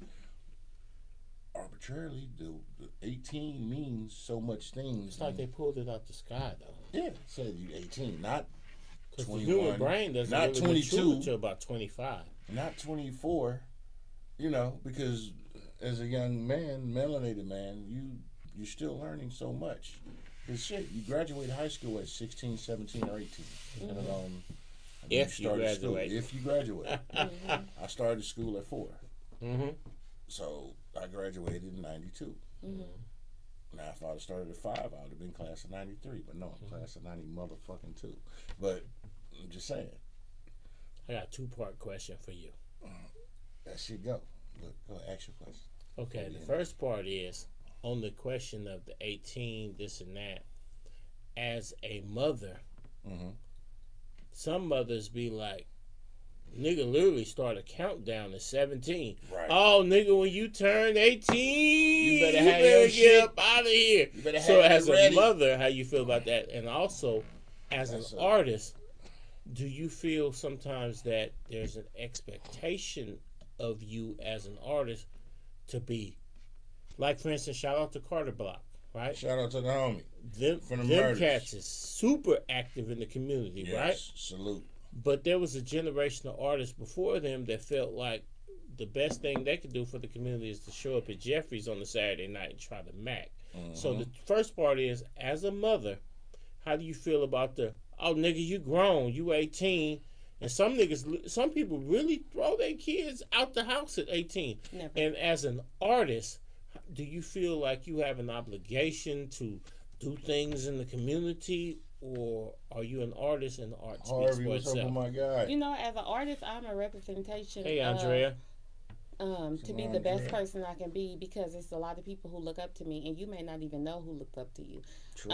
As far as me being a mother, I take that role very seriously. Like, I may play, I may laugh, I may joke, I may say certain stuff in my lyrics, but I'm I'm open because I'm not naive, but I'm very, very, very, very serious when it comes to being a mother. So, as with me saying that when you're 18, you still a child, my child don't have to leave when they're 18. Just be on your business.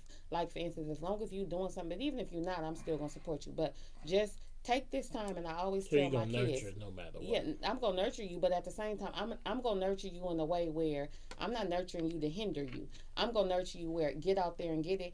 But if you ever fall back, I'm gonna tell you like, okay, I love you and you got my support, But get on your. I'm not finna sit up there and sugarcoat nothing because this is a cold world, and I love you, but the world don't. So you don't have to leave my house when you 18, but you need to be building. Like for instance, if you have a job, you don't have to pay me rent, but you need to be stacking stuff in your bank account. You need to have an end goal because it don't end with me, and then I'm not promised to be here.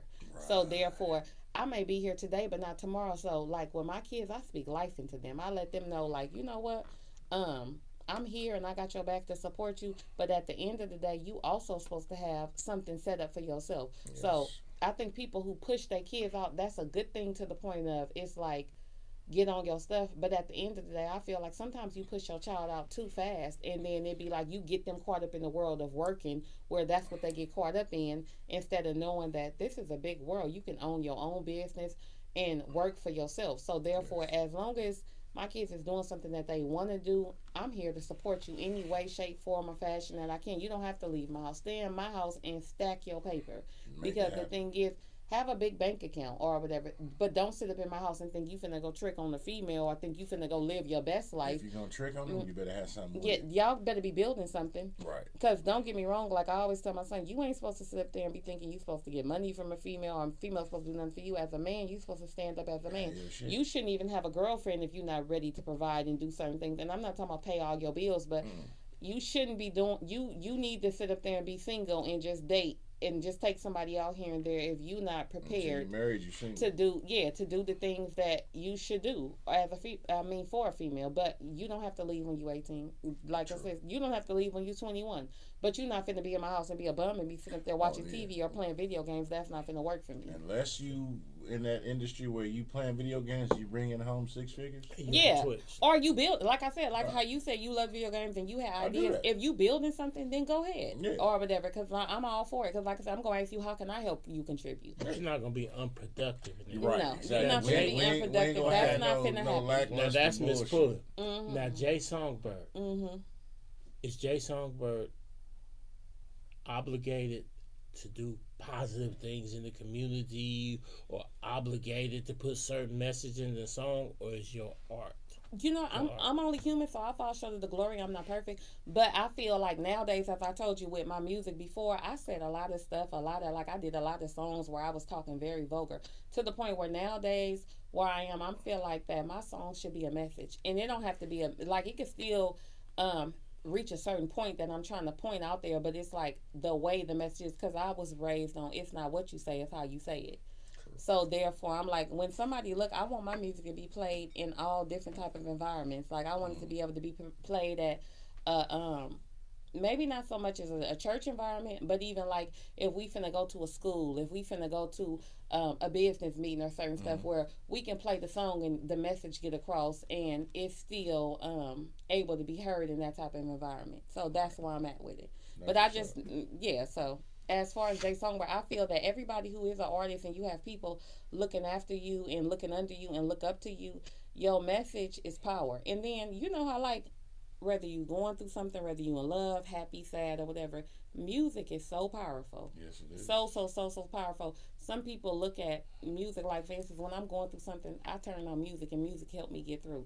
So that's why a lot of times Mary J. Blige, My Life album will get you through anything. Oh God, My Life. I just was listening to My Life. I love it. You can relate to it. You can. The thing about anything, and it's not just music, but music tames a savage beast. Music and with the hurts of music is frequencies. It's some deep shit. They used to call it magic back in the day. Right, but when it comes to all that, the relatableness and the things like you said, I can envision this artist, whoever it is, whether it's Michael Jackson, Prince, Marvin Gaye, who's the GOAT, or Otis Redding, or I'm telling y'all better pay attention. This nigga spitting right now. You know, some Andrea Nicole's music is magic. Andrea Nicole, what's happening, sis? Thank you for tuning in as always. But Pebbles or anybody, just Sheila E. drums, percussion. Morris Day and the Marvin Time. Gaye. I said Marvin Gaye. Oh, okay, look. Jay Songbird. Yeah, you know what I'm saying? Even to now, you got October London, who did an album. October London, I love him. That brother is dope because he channeled the GOAT. Real music. He channeled the GOAT. You know, the funny thing is somebody put me up on him and I went and tried to go tell everybody about it and they was like, Nigga, that song came out 3 years ago, and I was like, oh. Right. Well, mainstream ain't doing their job. Uh-huh. But one thing about that brother is when I did get up on him, I was damn near like an evangelist. I went and tried to tell everybody, you got to hear this cat. You got cats like E. Jones who does music. And shout Not out, rest in him. peace to, oh my God, Wayneman Tisdale. There we go. Yes. With jazz shit. Former Oklahoma Sooner.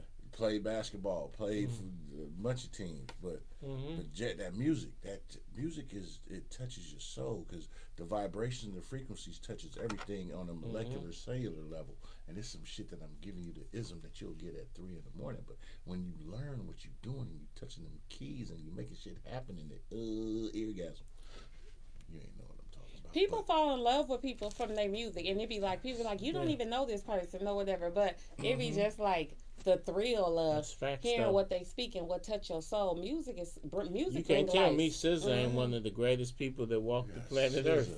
We can go to the bars. Of course, we always gonna talk about the Jackson family. We're gonna talk about Cameo. We're gonna talk about Earth, Wind and Fire. We're gonna talk about the Bar-Kays. We're gonna talk about all that James Brown. We're gonna talk about Otis Redding. We're gonna talk about all the good shit. Patrice Rushen, brothers. One of the greatest producers, Patrice Rushen. Ooh, y'all slipping. And we can't forget about rest in peace, Quincy Jones. Yeah, rest in peace to Quincy Jones. You know what I'm saying? So as you take your place with these legends, does that add pressure to you, or do you feel like I was born to do this, so there's no pressure. I just got to execute. I feel I fall short of the glory to the point where, and not to the point where I'm like, but I feel like I got a lot of work to do to get to the level where my music is power. Shout out to Keidra. To the point, shout out to Keidra. I keep saying that, but to the point where I'm like, I just want so much substance in my music to the point where you hear my music and it's just not like a one hitter quitter. It brings power and it's gonna go on for a lifetime, because it's certain music that you can hear right now at this moment in this hour, and you'll never know the age of it because it's so beautiful and it's timeless music. So that's Kanye what I look forward to. Timeless. Remember that classic with it was Rakim, Nas, DJ Premier produced it, and the hook was timeless. Yep. That music is timeless. Shout out to Premier and rest in peace to Guru. Rest in peace to Guru. You know what I'm saying? And you notice a lot of the music I was speaking on, the artistry, was not rap, because I can go to the greats of that too, but I was speaking on that. We, like you said earlier, that Saturday morning you got to get up and clean the house because you had sports. Don't get me wrong, I played sports, but I was my mom's only kid, so I had to clean up the house before I got to go play sports. So she wake up in the morning playing Evelyn Champagne King or some shit in the morning, some Anita Baker, some whoever the hell, the Bar-Kays, the whoever she was playing, Denise Williams, none of that, all that, Minnie Riperton, all that. It was. Ooh, Minnie Riperton. So where can they catch you at next on your next performance? You got anything lined up? You know what? Right now I'm just working on new music or whatever. But as far as with me, as far as when I also said that I'm managing my son, and I saw a video you put up the other day. He's talented. I'm his momager. He is so talented. He did work with some of the greats. His name is Lil O.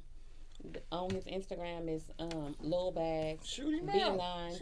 Oh yes, definitely. Lil O Music. That's LULO Music _music. Lil Bags. B9 or whatever. He worked with Lil Bloods. Of course, he got music with his father, Ray Ryder. So he comes from a long line of greats. His uncle, Nino Brown or whatever. So he got it organically. Rest in peace, Nino Brown. He first started doing, and then his grandmother sings. His grandmother on his dad's side, his grandmother on my side. His grandfather is a musician. So he's going to this. Larry Noble Sr. So he got it so honest or whatever. He took piano lessons, singing lessons, so he can sing, he can rap, he can play instruments. He is one of the greats. So you lining up a future guest? I'm lining up. He just was in here. It's crazy. I know he was. He was. So I'm like, oh shoot. We can do another. We can bring it. We have one phone. Do we have any mom-son collaborations? It's funny because we did. He keeps saying like, Mom, we got to do music. And I keep telling him, I'm like, you got to write a song, contribute to your mom and all the greatness I do. He like, Mom, I got to feel it. And I'm like, you so great. He telling you he ain't gonna do no manufacturing shit. It's So gonna I'm be like, from the, okay, it got to be from the gonna be heart. from the But love. definitely, I love my baby. And I'm just not saying that because he my son. Outside of that, if I was a Hey, manager Mom. scouting, man, please, he would be somebody I would jump on immediately. He one of the greats from the Bay Area, and from the Bay Area, we got to start showing each other more love. I keep saying that. Everybody else show love. You can see that mom love Mom is conviction on it. coming out. Mom's just like, this is what it is. That's what I'm talking about. son. Hey, Check out tell my everybody son. where they can But find hold you on, on the outside of social him, media. check out that. Check me out on J Songbird 1. Like I said, I'm on SoundCloud. I'm on YouTube. I'm on every social media, every social outlet Andrea you can follow find me on, or whatever.